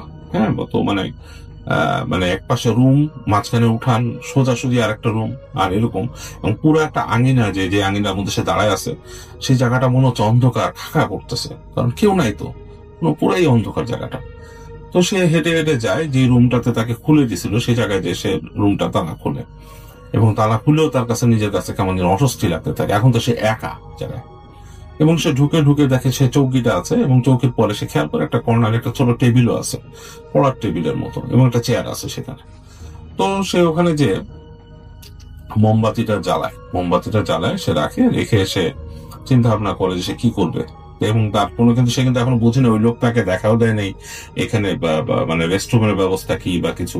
তো তাকে চিন্তা করে যে আমার তো এগুলো আসলে বের করতে হবে, তো আমি কিছুক্ষণ বসে একটু রিল্যাক্স করি, তারপর বুঝবো। তো মোমবাতিটা জ্বালায় রেখে সে কিছুক্ষণ খাটের পাশে আস্তে করে বসে থাকে, পায়ের থেকে জুতোটা খুলে বসে থাকে, চিন্তা করে যে কি এখানে কি করব, কি তার লাইফ কি হবে, অনেক কিছু নিয়ে ভাবতে থাকে।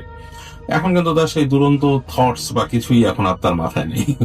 তো সে যেটা করে, তারপরে কিছুক্ষণ বসে থেকে তারপর চিন্তা করে যে হ্যাঁ, আমাকে তো এখন বের করতে হবে, এখানকার বাথরুমটা কোথায় আছে, গোসলখানা, বাথরুম, এগুলো, কারণ এগুলো তো আসলে আমার খুব ইম্পর্টেন্ট জিনিস। পাউরুটি এগুলো কিনে আনছি, এগুলো নিশ্চয়ই খাওয়া যাবে রাতে, বাট সেটা তো আসলে আমাকে ফ্রেশ রুমটা বের করতে হবে। তো সে সেরকম ভাবে মোমবাতিটা নিয়ে উঠে সে তার রুম থেকে বের হয়, এবং হেঁটে সোজা যেই দেখছিল যে আরেকটা ঘরের মতো আছে সেখানে যায়। তো সেখানে হেঁটে যে দেখে যে সেখানেও একটা টিনের এরকম দরজা দেওয়া ছোট, কিন্তু সেখানে কোনো তালা নেই। তো টান দিতেই ক্যাঁচ ক্যাঁচ শব্দ তুলে, প্রচন্ড রাতের বেলা বেশ বড় একটা বিভৎস একটা শব্দ হয়, কারণ মনে হয় অনেকদিন কেউ টেনে খুলেনি। সেটা খোলার পর দেখে যে সেখানে অন্ধকার। তো মোমবাতিটা ভিতরে বাগিয়ে ধরার পরে সে দেখতে পায় যে বাম দিকে যেখানে, সেখানে একটা রান্না করার মতো জায়গা, একটা শেড দেওয়া আর কি। আর ডান দিক দিয়ে তার ঢুকে গেছে, সেখানে হচ্ছে আপনার সেই একটা গোসলের জায়গার মতো আছে, এবং তার ওই পাশেই হচ্ছে একটা বাথরুমের মতো, বোঝা যাচ্ছে যে ওখানে বাথরুম। তো তার মনে হয় আইডিয়াস হয় যে আচ্ছা ঠিক আছে, এই তো অবস্থা আর কি। তো সে ওখান থেকে আস্তে করে ফিরে আসে। তো ফিরে যখন আসছে, তার কিন্তু সবসময় একটা ফিল হতে থাকে যে তার পেছনে কেউ আসতেছে, এরকম একটা ফিল তার মনের মধ্যে লাগে। এবং সে যখন নাকি ফিরে আসতেছে, তখন কিন্তু তার আবার সেই তাল গাছের দিকে চোখ যায়, এবং সে দেখে যে তাল গাছের পাতাগুলো বেশ বাতাসে নড়ছে। তো কেমন জানি তার কাছে অস্বস্তি লাগে। তো সে রুমের মধ্যে ঢুকে চিন্তা করে যে এসব চিন্তা বাদ।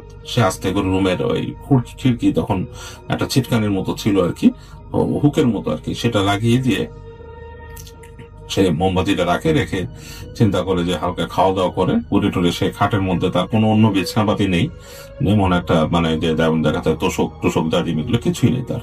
তো সে ওইটার মধ্যে শোয়ার চেষ্টা করে। তো নিজের শার্টটাকে খুলে সে মাথার নিচে দেয়, দিয়ে চিন্তা করে কিভাবে কি করবে। এরকম চিন্তা করতে করতে এক সময় তার কিন্তু তন্দ্রা এসে যায়, ঘুম এসে যায়।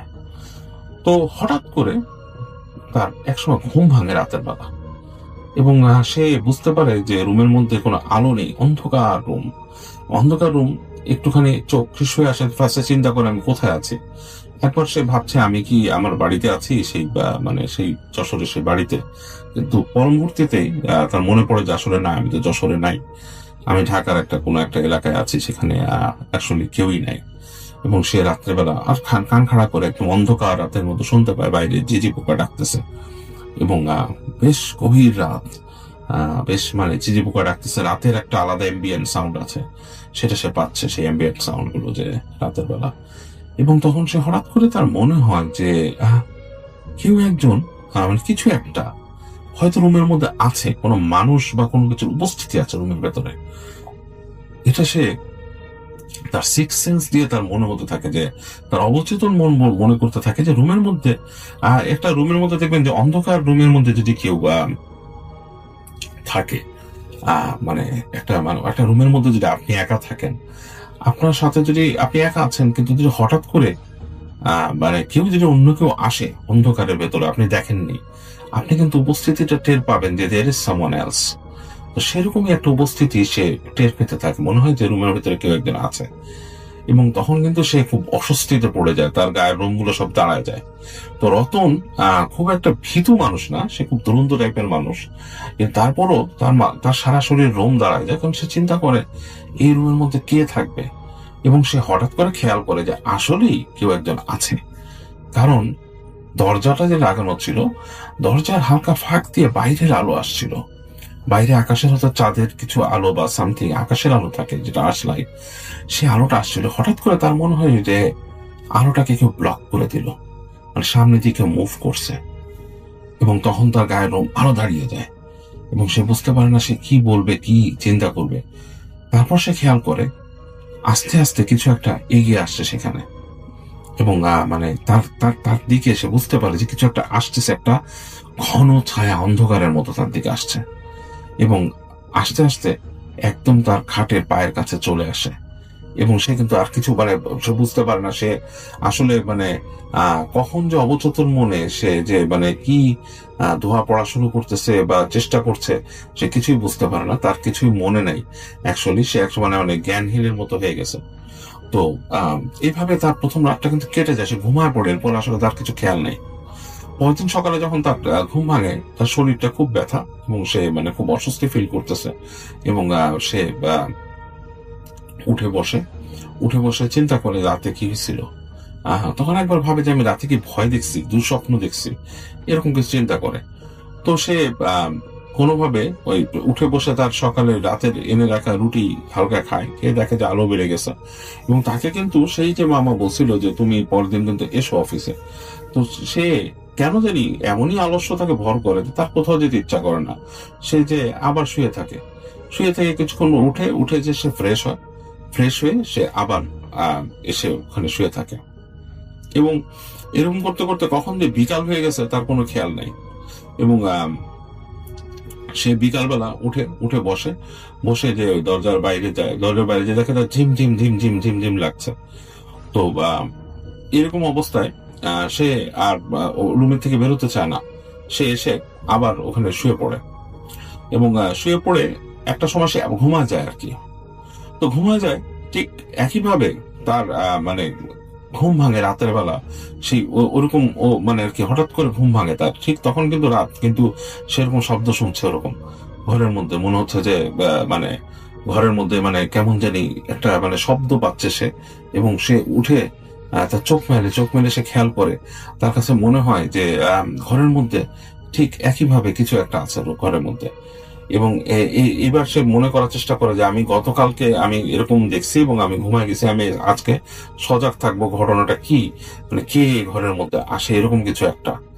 তো এরকম যখন নাকি সে মানে এরকম চিন্তা করছে, তখন সে বুঝতে পারে যে এরকম কিছু একটা ছায়া আবার এগিয়ে আসছে তার দিকে। এবং সে তখন ভালো মতন তার সেন্স জাগ্রত করার চেষ্টা করে, ভাবার যে ঘটনাটা কি। এবং সে বুঝতে পারে যে তার যে ওই তার পায়ের কাছে যে অংশটা, সেই জায়গাটায় মনে হচ্ছে যে কেউ একজন দাঁড়িয়ে আছে। তো সে চোখ বন্ধ করে একবার খুলে একবার চিন্তা করে যে কি দেখার চেষ্টা করে, মানে অন্ধকারের ভিতরে কিছু একটা আছে নাকি। আরেকবার ভাবে যে সে তার টেবিলের মধ্যে কিন্তু ম্যাচ আছে, সেটা জ্বালাবে কিনা এটাও ভাবে। তো এরকম সময় যেটা হয়, সে হঠাৎ করে তার পায়ে একটা শীতল স্পর্শ পায়।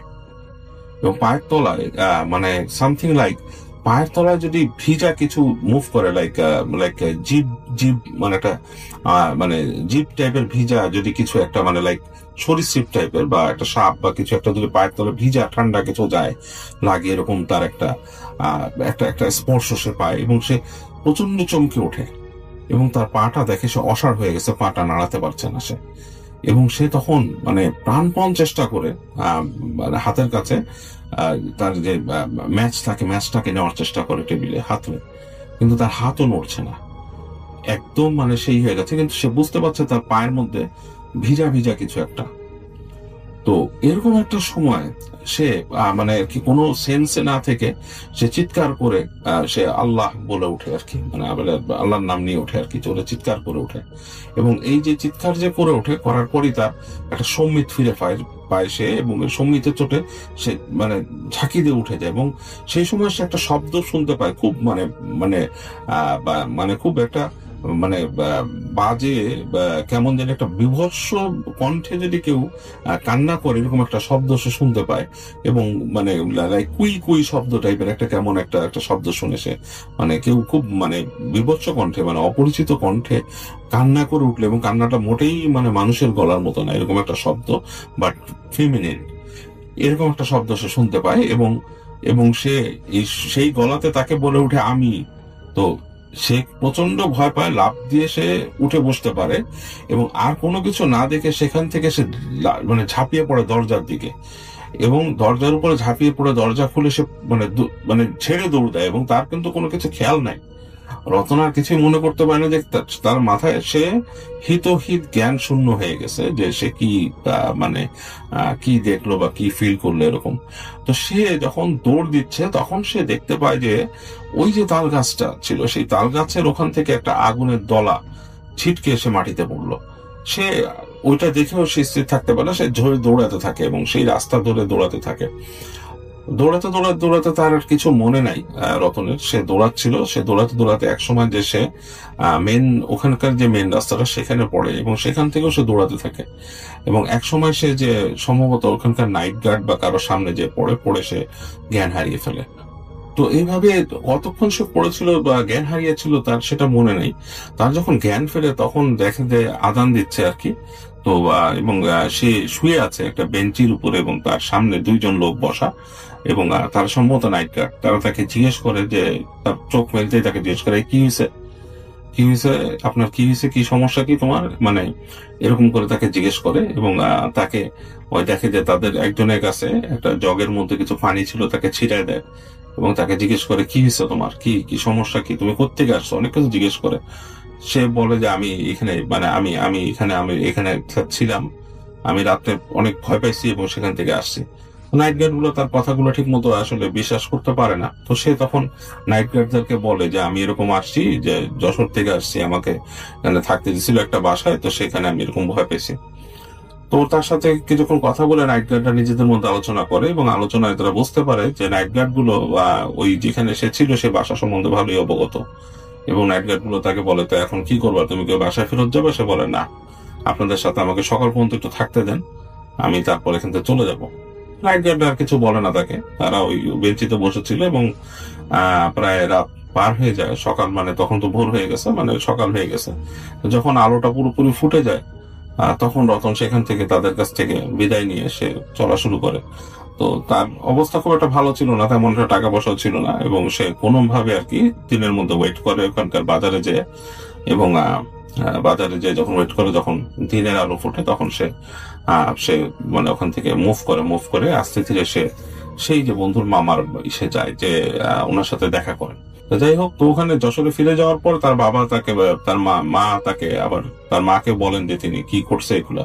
তো তার মাও তাকে ওখানকার আরেকজন আলেম দিয়ে ঝাড়ান, চিকিৎসা করান। এবং আস্তে আস্তে মানে আসলে এরকম দুঃস্বপ্ন কিছুদিন দেখছে, বাট সেরকম আর আগের মতো এরকম ফিল করেনি। অফিসে যেরকম দেখতো যে তার হঠাৎ করে তার রুমের ভেতর বাইরে মনে হতো যে কেউ এসে নিঃশ্বাস ছাড়ছে, গোঙাচ্ছে, অথবা নক করছে, ঢোকার চেষ্টা করতেছে, হ্যাঁ এগুলো করতো। আবার স্বপ্নে দেখতো বিপৎস কিছু জিনিস, যেমন লম্বা একটা মানুষকে দেখতো সে, এক মহিলাকে, লম্বা একটা মহিলাকে দেখতো সে, এবং সে তখন বলছে যে লম্বা মহিলা, এবং তার হাঁটু পর্যন্ত পায়ে কোনো কাপড় ছিল না, হাঁটুর উপর থেকে কাপড়, এবং পা গুলো লম্বা লম্বা কালো কালো, এবং সে দেখতো যে পায়ের মধ্যে একটা কালো রঙের বালা পরা, হ্যাঁ মানে একটা মোটা একটা বালা কিছু পরা থাকতো, এবং পাটা শীর্ণ, খুব আঙুলগুলো লম্বা লম্বা। এটাই তার চোখে পড়তো সবসময়, মানে শরীরের উপর অংশ দেখতো, নিচের অংশ এটাই দেখতো, এবং সে এটা দেখে সে ভয়ই হয়ে যেত, এবং খুব ভয় পেত। তো যাই হোক, পরবর্তীতে সে আর এগুলো দেখা বন্ধ করে দেয়। সে যখন নিজের বাড়িতে চলে যায়। আসসালামু আলাইকুম রাসেল ভাই, আশা করছি আপনি ভালো আছেন। রাসেল ভাই, আজকে আমি যে ঘটনাটি আপনার সঙ্গে শেয়ার করছি, এই ঘটনাটি একটি গ্রামের ঘটনা। ঘটনাটা ঘটেছিল আমার 3 জন বন্ধুর সাথে। তো কোনো কথা না বাড়িয়ে সরাসরি চলে যাচ্ছি আমার ঘটনায়। ঘটনাটা যখন বর্ষার একটা মানে সময় চলছে, বর্ষাকাল, কিন্তু কোনো বৃষ্টি নেই, একদমই বৃষ্টি নেই, চারদিকে যেন আগুন ঝরছে, এত বেশি গরম, গরমে পুরো সবাই অতিষ্ঠ হয়ে গেছে। এরকম দুপুরের রোদে মাটির উপর দিয়ে হাঁটলেও মনে হচ্ছিল যেন পা জ্বলে যাবে। গ্রামের মানুষের অবস্থা একদম হাঁসফাঁস হয়ে গেছে। সেই বিকালে মাঠের পাশে একটা বড় আম গাছের নিচে বসেছিল আমার সেই 3 বন্ধু, রিফাত, সুমন এবং আরিফ।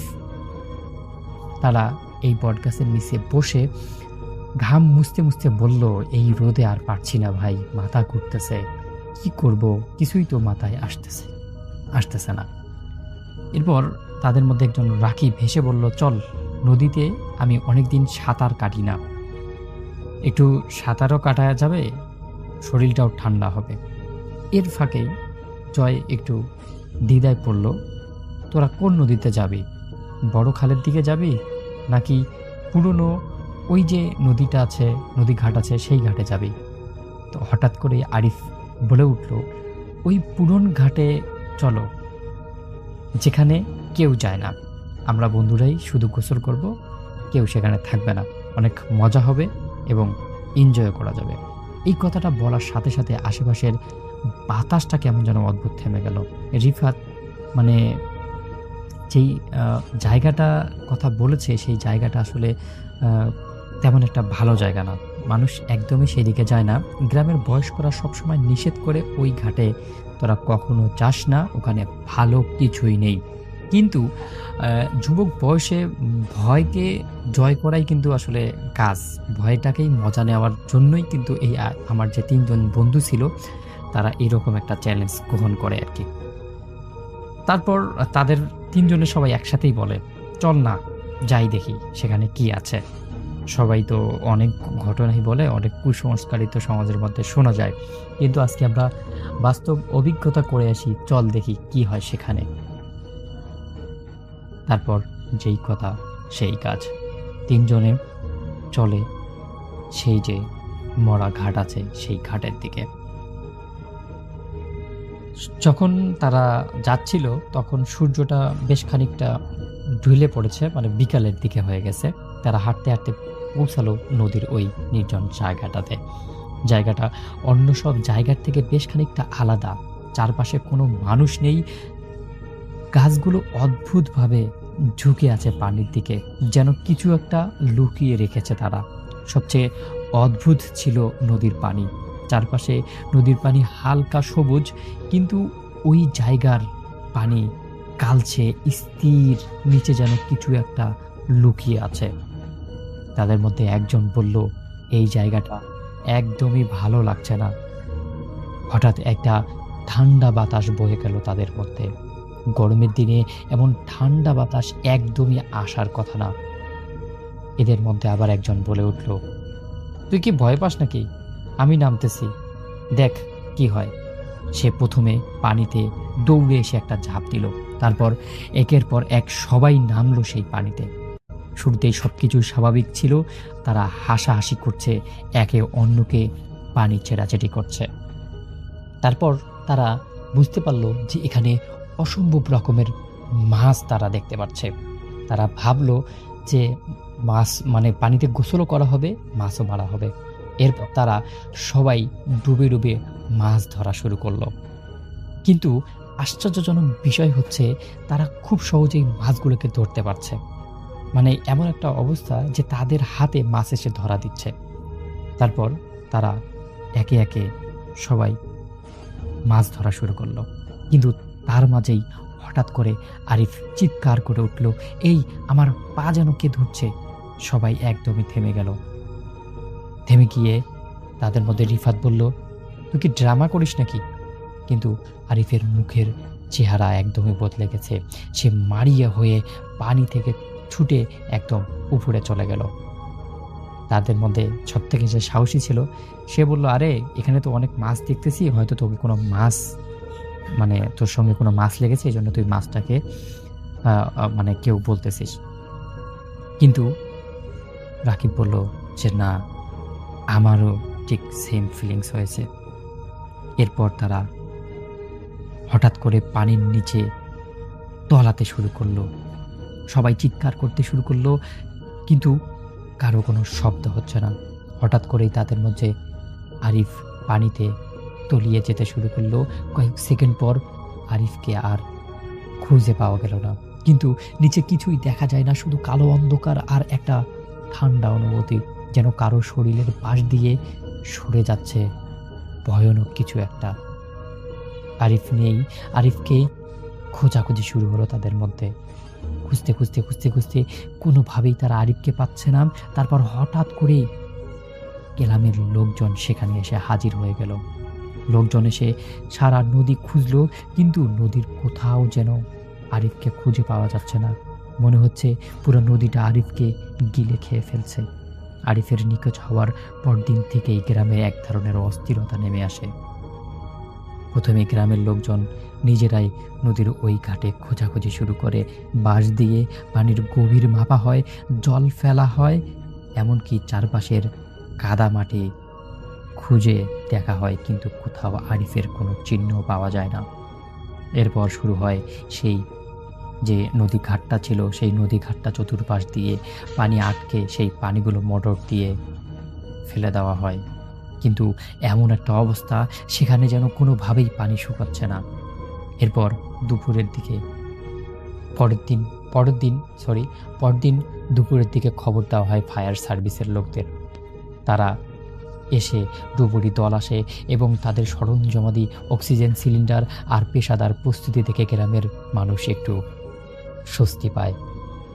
তারা মনে করে যে এবার হয়তো আরিফকে খুঁজে পাওয়া যাবে।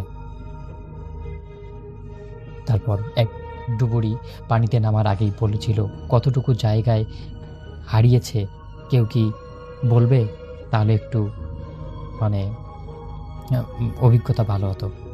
একজন, দুজন, তিনজন, পরপর 4-5 জন ডুবুরি সেখানে নেমে পড়ল। তারা নদীর ওই কালচে অংশে বারবার তলিয়ে গেল, কয়েক মিনিট পর উঠে এলো। কিন্তু সবার মুখের অভিব্যক্তি একই অস্বস্তি, চাপা ভয়। একজন ডুবুরি এসে বলল, নিচে কিছু একটা অদ্ভুত লাগছে, কাদা না, আবার ফাঁপা অংশও না। আরেকজন বলল, পানির নিচে যেন কিছু একটা আমাদের টানছে, কিন্তু কিছু দেখা যায় না। এরকম করতে করতে সন্ধ্যা হয়ে গেল, কিন্তু আরিফের কোনো হদিস মিলল না। এরপর দ্বিতীয় দিনও চলে গেল। তৃতীয় দিনেও খোঁজাখুঁজি শুরু হয়েও কোনো কিছুই পেল না। গ্রামের বয়স্ক লোকরা তখন বলতে শুরু করলো, ওই জায়গা থেকে কেউ গেলে আর ফিরে আসে না। চতুর্থ দিনের সকালবেলা হঠাৎ করে নদী থেকে প্রায় 1 কিলোমিটার দূরে নিচের দিকে একটা লাশ ভেসে উঠেছে। খবরটা শোনার পরপরই যেন পুরো গ্রামের মানুষ অস্থির হয়ে পড়ল। সবাই বলল, আমরা সবাই ছুটে গেলাম সেই লাশটার দিকে। বুকের ভেতর কেমন যেন হচ্ছিল, মনে হচ্ছিল এটাই আরিফ, কিন্তু আবার মনে হচ্ছিল না, এটা আরিফ না হোক। যেটা লাশটা ভিডিও উঠেছে সেখানে গিয়ে তারা সবাই থমকে গেল। নদীর কিনারায় ভিড় জমেছে, লোকের একে অন্যকে ফিসফিস করছে, কেউ কাছে যেতে চাইছে না। লাশটা পানিতে আধো ভেজা অবস্থায় পড়ে আছে, কিন্তু সেটাকে মানুষ নাকি অন্য কিছু চেনা একদম কঠিন হয়ে গেছে।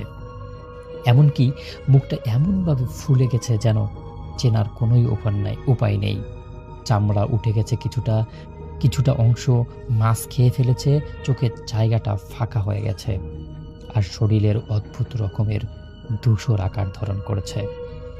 কিন্তু তারপর চোখে পড়ল নিচের দিকে আরিফের পরনের ছিল একটা লাল হাফ প্যান্ট টু কাটা প্যান্ট, যেটা সে পরেছিল সেদিন। এটা দেখার পর রিফাতের মুখ শুকিয়ে গেল। এটা আরিফ। তার কথা শুনে পাশের থেকে গ্রামের লোকজন সবাই কেঁপে উঠল। কিন্তু সবচেয়ে অদ্ভুত যে বিষয়টা ছিল সেটা হচ্ছে লাশটার শরীরের কিছু অংশ এখনো কাদার মধ্যে ডুবে আছে। কিন্তু সেই কাদা নদীর স্বাভাবিক কাদা না, কালচে আঠালো আর অদ্ভুত রকমের গন্ধ আসতেছে সেই কাদার অংশ থেকে। এরপর একজন বৃদ্ধ বলল, এটা ওই ঘাটের কাদো না, এটা অন্য কোনো জায়গার মাটি হয়তো হবে। এরপর পুলিশকে ফোন দেওয়া হলো। পুলিশ ময়নাতদন্তের জন্য নিয়ে গেল এই লাশটাকে। সবাই বলল ডুবে মারা গেছে, কিন্তু যারা কাছ থেকে দেখেছে তারা জানে এটা স্বাভাবিক কিছু না, কারণ লাশটার দুই পায়ের গোড়ালিতে ছিল কালো কালো শক্ত করে চেপে ধরার দাগ। সেই রাতে তারা কেউ ঘুমাতে পারেনি, সবাই আতঙ্কে ছিল, কিন্তু প্রকৃত ভয় তখনও তাদের জন্য আশঙ্কা অপেক্ষা করছিল। সেদিন রাত 2টা রিফাত হঠাৎ করে দরজায় টক টক টক টক একটা শব্দ শুনতে পেল। সে প্রথমে ভাবছিল হয়তো সে ভুল শুনছে, কিন্তু শব্দটা আবার এলো, এবার একটু জোরে, ঠক ঠক ঠক ঠক। এই শব্দটা শুনে রিফাতের বুক ধরফর করতে লাগলো। বাহির থেকে একটা কণ্ঠস্বর ভেসে এলো রিফাতের দরজা, এ রিফাত দরজা খোল। এই কণ্ঠটা শুনেই কেমন যেন রিফাতের গলা একদম শুকিয়ে গেল। এটা তো আরিফের গলা। তার হাত পায়ে অবশ হয়ে গেল, তবুও সাহস করেছে জানালার ফাঁক দিয়ে বাহিরের দিকে তাকালো। আর তারপর তার মনে হলো সে যেন জীবিত অবস্থায় স্বপ্ন দেখছে। বাহিরে দাঁড়ানো আছে আরিফ, কিন্তু সে সেই আগের আরিফ না। তার চোখ পুরো সাদা, কোনো মনে নেই, শরীরে ভেজা পানি টপ টপ করে পড়ছে, তার চুল থেকে কাদা ছড়িয়ে পড়েছে, আর মুখের কোণায় দিয়ে কালচে পানি বের হচ্ছে। সে ধীরে ধীরে মাথা কাত করল এবং রিফাতের দিকে তাকিয়ে বলল, আমি ফিরে এসেছি, তোরা আমাকে ফেলে আসলি কেন? কেন কেন কেন? তার ঠোঁট লড়ছে, কিন্তু শব্দ আসছে যেন গভীর পানির তলদেশ থেকে। যে যদি কথা বলে যে এরকম শব্দ, ঠিক সেরকম একটা শব্দ। রিফাত দরজার পাশে দাঁড়িয়ে একদম জমে গেল। তার মনে হচ্ছিল দরজার ওপাশের ওটা মানুষ না, অন্য কিছু। হঠাৎ আরিফের শরীরটা অস্বাভাবিকভাবে বাঁকতে শুরু করলো, তার হাড়গুলো যেন উল্টে মুচড়ে যাচ্ছে। তারপর তার গলা থেকে বের হলো এক বিকৃত শব্দ। নিচে অনেক ঠান্ডা অন্ধকার, কিন্তু তার মাথায় হঠাৎ করে কি যেন একটা হলো এবং সে সাথে সাথেই সেখানে অজ্ঞান অবস্থায় পড়ে গেল। তারপর তার সাথে কি হয়েছে সে জানে না। পরদিন সকালে খোঁজালো সেই ময়নাতদন্তের, সেটা ছিল আরিফেরই লাশ। আরিফের সঙ্গে যা হয়েছে তা এই গ্রামের মানুষ কখনো বলবে না। এটাই ছিল ঘটনা।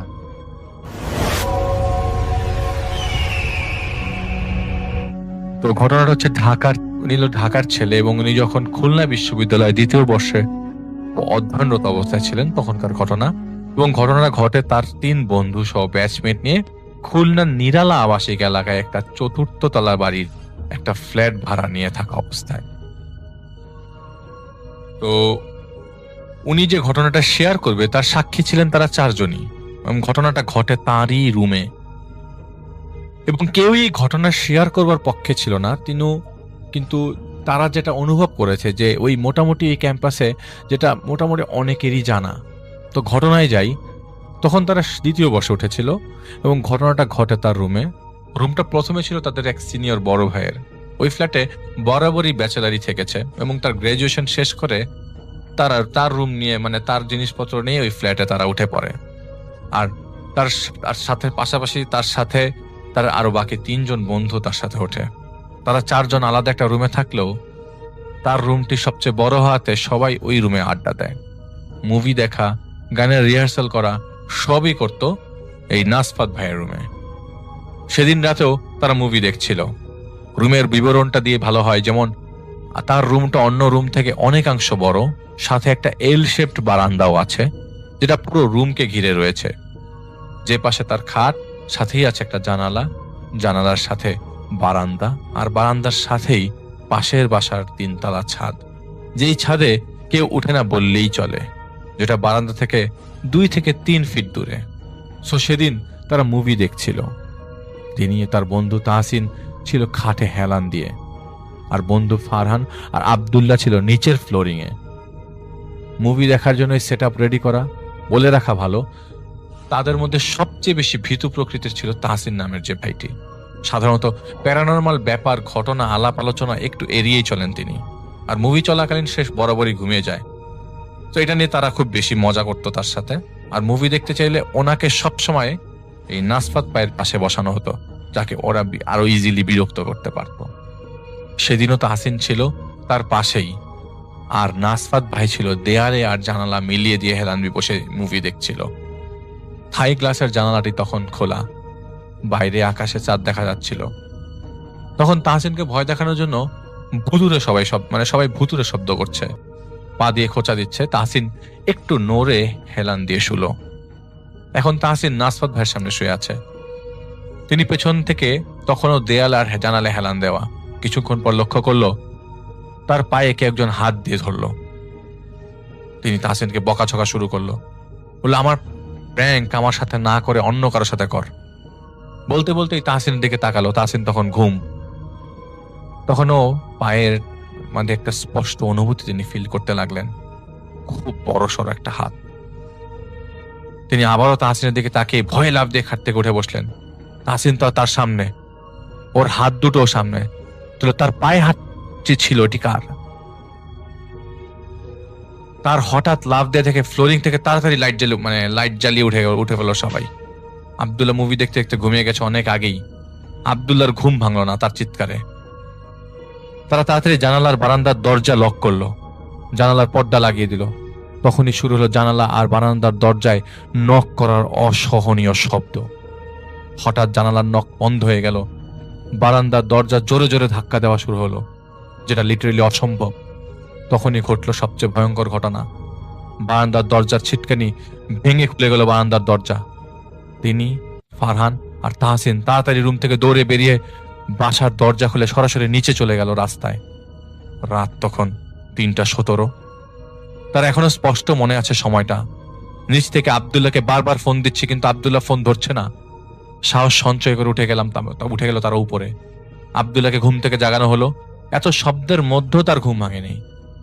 তারপর বাকি রাত বাইরে কাটিয়ে তারা ফজরের আজানের পর বাসায় ঢুকে। তারপর 2 দিন তারা ওই রুমেই যায়নি। তারপর আব্দুল্লাহ সিজোফ্রেনিয়া ধরা পড়ে। মাঝে মধ্যে ওকে বাসায় না পেলে শেষ রাতে পানির ছাদের ট্যাঙ্কের উপরে চোখ বন্ধ করে বসে থাকতে অবস্থায় পাওয়া যেত। তারপর ওকে অনেক বুঝিয়ে বাসায় নেওয়া লাগতো। তো সত্যি বলতে তিনি প্যারানর্মাল ঘটার সব পর্যন্ত সবই স্বাভাবিক লাগে, হাসি ঠাট্টা করে উড়িয়ে দেওয়া যায়, কিন্তু বিশ্বাস করানো যায় না।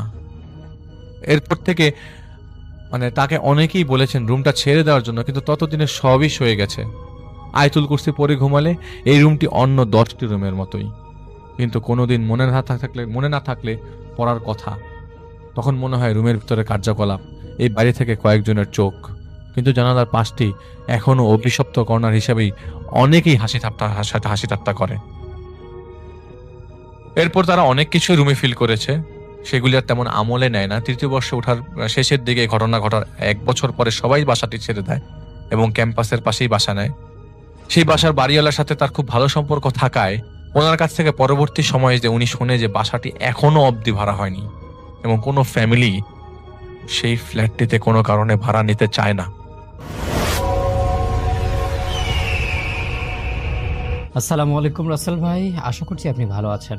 রাসেল ভাই, আজকে আমি আপনাকে একটা ভয়ানক ঘটনা পাঠাচ্ছি, যেই ঘটনাটা মাছ মারা রিলেটেড একটা ঘটনা। আমি আশা করছি এই ঘটনাটি আপনার কাছে ভালো লাগবে।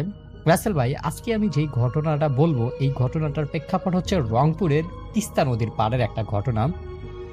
যেই ঘটনাটা যদি আপনি মানে তিস্তা পাড়ে কখনো আসেন, তাহলে হয়তো মানে কাউকে জিজ্ঞাসা করলে শুনতে পারবেন। মানে যারা প্রবীণ আর কি, অনেক বছর আগের আর কি একটা ঘটনা, অনেকেই আর কি জানে, অনেকেই জানে না। তো এই তিস্তা পাড়ে একজন মাঝি ছিল, যার নাম রফিক মিয়া। তিনি মানে এই যে তিস্তা পাড়, যে তখন তো নদী মানে নৌকা কি বলে, তখন তো ব্রিজ ছিল না, তখন তিনি তার নৌকা দিয়ে এপার থেকে ওপারে মানুষ নিয়ে যেতেন, এবং মাঝে মধ্যে সময় পেলে তিনি কি করতেন, মাছ মারতেন। তো এই যে তিস্তা নদীর সাথে একটা খুবই তার ভালোবাসার সম্পর্ক, এই সম্পর্কটা নিয়ে তিনি কিন্তু মানে সুখী ছিলেন। তিনি তার পরিবারের মানে ভরণ পোষণ দিতে পারতেন, তারপর ছেলে সন্তান নিয়ে সব কিছু মিলে তিনি সুখে ছিলেন। কিন্তু এই যে একটা বর্ষার দিকের একটা ঘটনা, যেই ঘটনাটা এই যে রফিক সাহেবের আর কি জীবনটাকে পুরো তছনছ করে দেয়। তিনি এটা জানতে পারেন, মানে মানুষ এটা শুনে যে এই যে রফিক সাহেব যিনি ছিলেন, তিনি কোনো একটা বর্ষার সময় সেই নদীতে মাছ ধরতে যাওয়ার কারণে, বা মাছ মানে অতি লোভে আকৃষ্ট হয়ে এই কি বলে এই পানিতে ডুবে মারা যায়। তারপর থেকে মাঝরাতে পানির ভিতরে অদ্ভুত রকমের শব্দ শোনা যেত। এটা হচ্ছে মূল কাহিনী আর কি। তো এই কাহিনীর উপর বেস করে এই তিস্তা পারে অনেক দিন যাবত মানুষ রাত্রের বেলাতে কোনো রকম মাছ মারতো না। তো এই যেই ঘটনা আমি এখন বলছি, এই ঘটনাটা আজ থেকে প্রায় 10-15 বছর আগের ঘটনা। তো এই যে যে রফিক মাঝি যে সেখানে তিস্তা পারে মারা গিয়েছে, সেটা আবার বর্তমান সময়ের একজন জেলে, যার নাম সুফিয়ান, সে এটা কোনোভাবে বিশ্বাস করতো না। সে মনে করতো যে এগুলা অনেক আগে হয়েছে, এখন তো এগুলা হবে না। তো তিনি কি তিনি এক রাতে একাই জাল নিয়ে যান সেই নদীতে মাছ মারার জন্য। নদী না, এটা হচ্ছে তিস্তা নদীর একটু সাইডে, মানে তিস্তার সঙ্গে ওই রকম ভাবে সংযোগ নেই, কিন্তু তিস্তা মানুষ অনেকেই এটাকে ওইভাবে চিনে আর কি। তো যেদিন তিনি মাছ মারতে যাবেন, সেদিন হচ্ছে পূর্ণিমা রাত ছিল না, আকাশে সূর্য ছিল না, একটা অন্ধকার রাত। তো তিনি আসেন তার মতো, তিনি মাছ মারতে যাবেন সেখানে। তো রাসেল ভাই, এখানে একটু কথা বলে রাখি যে সেই জায়গাটায় রিসেন্টলি, মানে তখনকার আর কি, সেই জায়গাটায় একটা শ্মশান ঘাট তৈরি করেছে হিন্দু সম্প্রদায়ের লোকেরা। হিন্দু সম্প্রদায়ের তো লোক না, এটা হচ্ছে বেদে সম্প্রদায়ের লোকেরা। বেদেরা একবার তিস্তা পারে আসছিল, তো আসার পর তাদের মধ্যে কেউ একজন মারা যায়, তখন ওই সাইডে একটা জায়গা করে ওখানে ওরা আর কি দহ করেছিল তাদের সঙ্গিনীকে। তো এই জায়গাটা, এই যে এই দহটার ফলে একটা লাশ পড়ার পরে এই জায়গাটা অনেক বেশি হন্টেড হয়ে যায়, এত বেশি ভয়ানক হয় যে এই জায়গাটাতে মানুষ আর মাছ মারতে যায় না, কোনোভাবেই সেখানে কেউ মাছ মারতে যাইতো না। তো এই যার কথা বললাম, আবু সুফিয়ান, সে মনে করে যে না, এগুলা ভুয়া কথা, ওইখানে মাছ বেশি আছে, ওখানে মানুষ মাছ মারতে যায় না, তার মানে সেখানে মাছ বেশি আছে। তো সে একদিন নৌকা নিয়ে সেই নদী, সেই যে মানে জায়গাটা ছিল, সেই জায়গাটার মধ্যে মাছ মানে জাল ফেললো। জাল ফেলার কয়েক মিনিট পর তিনি দেখলেন যে জালটা অস্বাভাবিকভাবে নড়তেছে আর কি, মনে হচ্ছে যে বড় কোনো মাছ ধরা পড়ছে, এরকম টাইপের যখন নড়ে তখন এইভাবে নড়তেছে। তো আবু সুফিয়ান তো মহা খুশি, আরে বাপরে বাপ, এত বড় মাছ, এই মাছ আমি এখন কেমনে তুলবো, অনেক টেনশন করে তিনি আর কি কোনো চিন্তা ভাবনা বাদ দিয়ে তিনি তার জাল টানতে শুরু করেন। জাল টানতে মানে কষ্ট হচ্ছে তার, তারপরও সে টানতেছে। কিন্তু একটা সময় তিনি বুঝতে পারলেন যে এই জালটার নিচ থেকে কেউ একটা টেনে ধরে আছে, এমনভাবে মানে টানতেছে যেন মানে ওই জালটাকে উপরে আসতে দিচ্ছে না, এইরকম আর কি। তো তিনি মিনিট 5 মিনিটের মতো হবে টানছেন, যখন জালটা উঠতেছে না, তখন তিনি আর কি ভালো করে লক্ষ্য করলে দেখলেন যে হঠাৎ পানির নিচ থেকে বুদবুদ করে কিছু একটা উঠতেছে আর কি। তখন এই আবু সুফিয়ান ভয় পেয়ে জালটা ছেড়ে দিল। জালটা যখন ছেড়ে দিল, তখন দেখলো জালটা ছেড়ে দেওয়ার পর আপনা আপনি জালটা উপরে ভেসে উঠলো। তখন সে দেখলো যে এই জালটার মধ্যে বিশাল বড় একটা মাগুর মাছ ঝটপট করতেছে, কিন্তু মাছটার চোখ দুটো মানুষের মতো লাল হয়ে জ্বলছিল, মানে মানুষের আকৃতির মতো একটা মাছ, বিশাল দানবীয় একটা মাছ। ঠিক তখনই তার পিছন থেকে কেউ ফিস ফিস করে বলল, আমার মাছ আমাকে ফেরত দে। তিনি আর কি বিষয়গুলো বুঝতে পারতেছেন না। জালটা একবার যখন টানলেন তখন জালটা আসলো না, আবার জালটা যখন ফিরে দিল, মানে ছেড়ে দিল, তখন জালটা আবার উপরে আসলো, আবার এরকম একটা শব্দ, কার মাছ এটা, কার মাছ, কার মাছ আমি নিব কেন? তো এই সব কিছু মিলে তো মানে তার কাছে সব কিছুই মানে এত বেশি ভয়ানক লাগতেছে, সে মানে কোনো কিছু বলতে পারতেছে না। তো হঠাৎ করে সে দেখলো নৌকার কোনায় একটা ভেজা সাদা কাপড় পরা লোক দাঁড়িয়ে আছে, মুখটা একদমই দেখা যাচ্ছে না, শুধু পানি ঝরছে শরীর থেকে। আবু সুফিয়ান কাপা গলায় বলল, আপনি কে? আপনার মাছ বলতে আমি তো কিছু বুঝতে পারতেছি না। অনেক কথা বলল, কিন্তু লোকটা কোনো কথার উত্তর দিচ্ছে না। তার কিছুক্ষণ পর লোকটা ধীরে ধীরে মাথা তুলতে শুরু করলো। মাথা যখন তুলতেছিল তখন মনে হচ্ছিল যে লোকটা অনেক বেশি ক্লান্ত আর কি, অনেক মানে কষ্টে আছে লোকটা, এরকম একটা অবস্থা মনে হচ্ছে। তো যখন এই যে মানে মাথাটা সম্পূর্ণ তোলা শেষ হলো, তখন আবু সুফিয়ান দেখতে পারলো যে সেই লোকটা আসলে ওটা মানুষের আকৃতি না, তার চোখগুলো কেমন যেন ভোসকানো, নাকটা কেমন যেন চ্যাপটা, দাঁতগুলো কেমন যেন আঁকা বাঁকা, এবং গালের মধ্যে কোনো অংশে গোশত খুঁজে পাওয়া যাচ্ছে না, এরকম একটা অবস্থা। তো এইটা দেখার পর মানে তার কিছুক্ষণ পর হঠাৎ করে দেখলো যে নৌকাটা প্রচন্ডভাবে দুলতে শুরু করলো। নদীর পানি যেমন হাতে মানে হাতে রাখার পর মানে যেমন দোলে, যেমন নৌকাটা তার নদীর মধ্যে এরকম দুলতে শুরু করলো। তো এই মানে দুলতে দুলতে দুলতে হঠাৎ করেই মানে তিনি দেখতে পারলেন যে হঠাৎ করে এই আবু সুফিয়ানের পা কেউ নদীর থেকে ধরে টান মারতেছে। এটা দেখার পর সে তো বেশ খানিকটা একদম মানে তার মানে মাথার মধ্যে সেন্স নাই, সে চিৎকার করে মানে সব কিছু আর কি ইয়া করতে থাকলো। আর যে নদীর উপরে যে মাছটা ছিল, তার জালটা যে ছিল, জালটা সহ একদম পুরা জালটায় কি বলে ওই নদীর মধ্যে ফেলে দিয়ে দেখলো যে সবকিছু শান্ত হয়ে গেছে। পিছনে যে লোকটা ছিল সেই লোকটাও নাই, নৌকাটা যে লড়াচড়ি করতেছে নৌকাটাও নেই। এই সবকিছু দেওয়ার পর যখন দেখতেছে না সবকিছু ঠিকঠাক আছে, তখন কি করলো আবু সুফিয়ান আর কোনো কথা চিন্তা না করে সেখান থেকে দ্রুত বেঁচে বাড়ি ফিরল। কিন্তু বাড়ি ফেরার পর আর কি সে দেখলো অস্বাভাবিকভাবে তার যে মানে জালটা যে ছিল সেই জালটা মানে যে ফেলে রেখে এসেছিল, অস্বাভাবিকভাবে পরে দেখলো যে জালটা সে যেই জায়গায় জাল রাখে অটোমেটিকভাবে জালটা সেখানেই আছে। তো এটা দেখে সে এত বেশি অবাক হলো যে মানে সে যেটা আমাকে বলেছে তার জীবনের এটাই একটা মাছ মারার ভয়ানক অভিজ্ঞতা। কিন্তু সেই রাতের পর থেকে সে আর কখনোই নদীতে মাছ মারতে যায়নি বা নদীতে কোনোভাবেই সে যায়নি আর কি। গ্রামের মানুষ বলে যে রাতে নদীতে লাল চোকালা মাছ দেখা যায় সেই রাতে মিত্র জালটা নিজের শিকার খুঁজতে থাকে। তো রাসেল ভাই, এটাই ছিল ঘটনা। যদি ভালো লাগে তাহলে শেয়ার করবেন। আসসালামু আলাইকুম প্রিয় লিসেনার্স, এতক্ষণ থেকে আমি আপনাদেরকে অনেকগুলো ভয়ানক ঘটনা শোনানোর চেষ্টা করেছি। যে ঘটনাগুলো শুনে আপনারা হয়তো ভয় পেয়েছেন, আপনাদের হয়তো ভালো লেগেছে, আপনাদের হয়তো মানে আপনাদের জীবনের যে কোনো একটা সময়ের সঙ্গে এই ঘটনাগুলো মিলে গিয়েছে। দর্শক, এই ঘটনাগুলোর মধ্য থেকে কিন্তু স্পেশালি আমি আর যে রাসেল ভাই, আর যে আফনান ভাই, ডক্টর আলিফ, বাবু ভাই, আর যে শাফিন ভাই সহ আমি নিজেও কয়েকটি ভূতের ঘটনা আপনাদের সঙ্গে শেয়ার করেছি। এই ঘটনাগুলোর মধ্য থেকে কার ঘটনাটি আপনার কাছে সব থেকে বেশি ভয়ানক বলে মনে হয়েছে, কোন মিনিটে কত সেকেন্ডে সেই ঘটনাটি আমাদের কাছে জানিয়ে দেবেন। আপনার এই কমেন্টটা দেখে অন্যরাও হয়তো সেই ঘটনাটি শুনতে আগ্রহ পোষণ করবে। তো আপনারা কিন্তু অবশ্যই কোন ঘটনাটি ভালো লেগেছে সেই ঘটনাটি অবশ্যই উল্লেখ করে যাবেন আমাদের কমেন্ট সেকশনে। আর দর্শক, এরকম ভয়ানক ঘটনা যদি আপনারা শুনতে চান তাহলে কিন্তু অবশ্যই আমাদের চ্যানেলটিকে সাবস্ক্রাইব করে রাখতে হবে, কারণ আমরা এই চ্যানেলটির মাধ্যমে আপনাদেরকে ভূতের সব থেকে ভয়ানক ঘটনাগুলো বাছাই করে অনেক কষ্ট করে কিন্তু আপনাদের জন্য রেডি করে থাকে। তো প্রিয় লিসেনার্স, যারা একত্রিতভাবে অনেকগুলো ভয়ানক ঘটনা পেতে চান তারা কিন্তু অবশ্যই আমাদের চ্যানেলটি ভিজিট করবেন।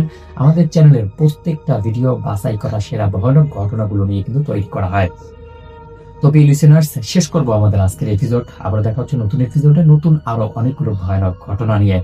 ভিডিওটি শেষ করার আগে ছোট্ট করে একটা রিকোয়েস্ট থাকবে, আপনারা যারা যারা এখন পর্যন্ত আমাদের এই ভিডিওটি দেখতেছেন কিন্তু চ্যানেলটিকে সাবস্ক্রাইব করে রাখেননি, তাদের কাছে রিকোয়েস্ট করব অবশ্যই চ্যানেলটিকে সাবস্ক্রাইব করবেন, পাশে আসা বেল আইকনটি অন করে রাখবেন। আর ইতিমধ্যেই যারা আমার একজন করে সাবস্ক্রাইবার, তাদেরকে জানাচ্ছি মনের অন্তরস্থল থেকে অনেক ধন্যবাদ এবং ভালোবাসা। তো প্রিয় লিসেনার্স, শেষ করবো আমাদের আজকের এপিসোড। সবাই ভালো থাকবেন, সুস্থ থাকবেন, আপনাদের সবার মঙ্গল হোক, আপনাদের সবার মঙ্গল এবং সুস্বাস্থ্য কামনা করছি। যে যেখানেই থাকেন না কেন পরিবারের সাথে থাকুন, ভালো সুন্দর একটি পরিবারে বসবাস করার চেষ্টা করবেন। আপনাদের সমাজটাকে ভালো করার দায়িত্ব আপনাদের নিজেদের। আল্লাহ হাফেজ।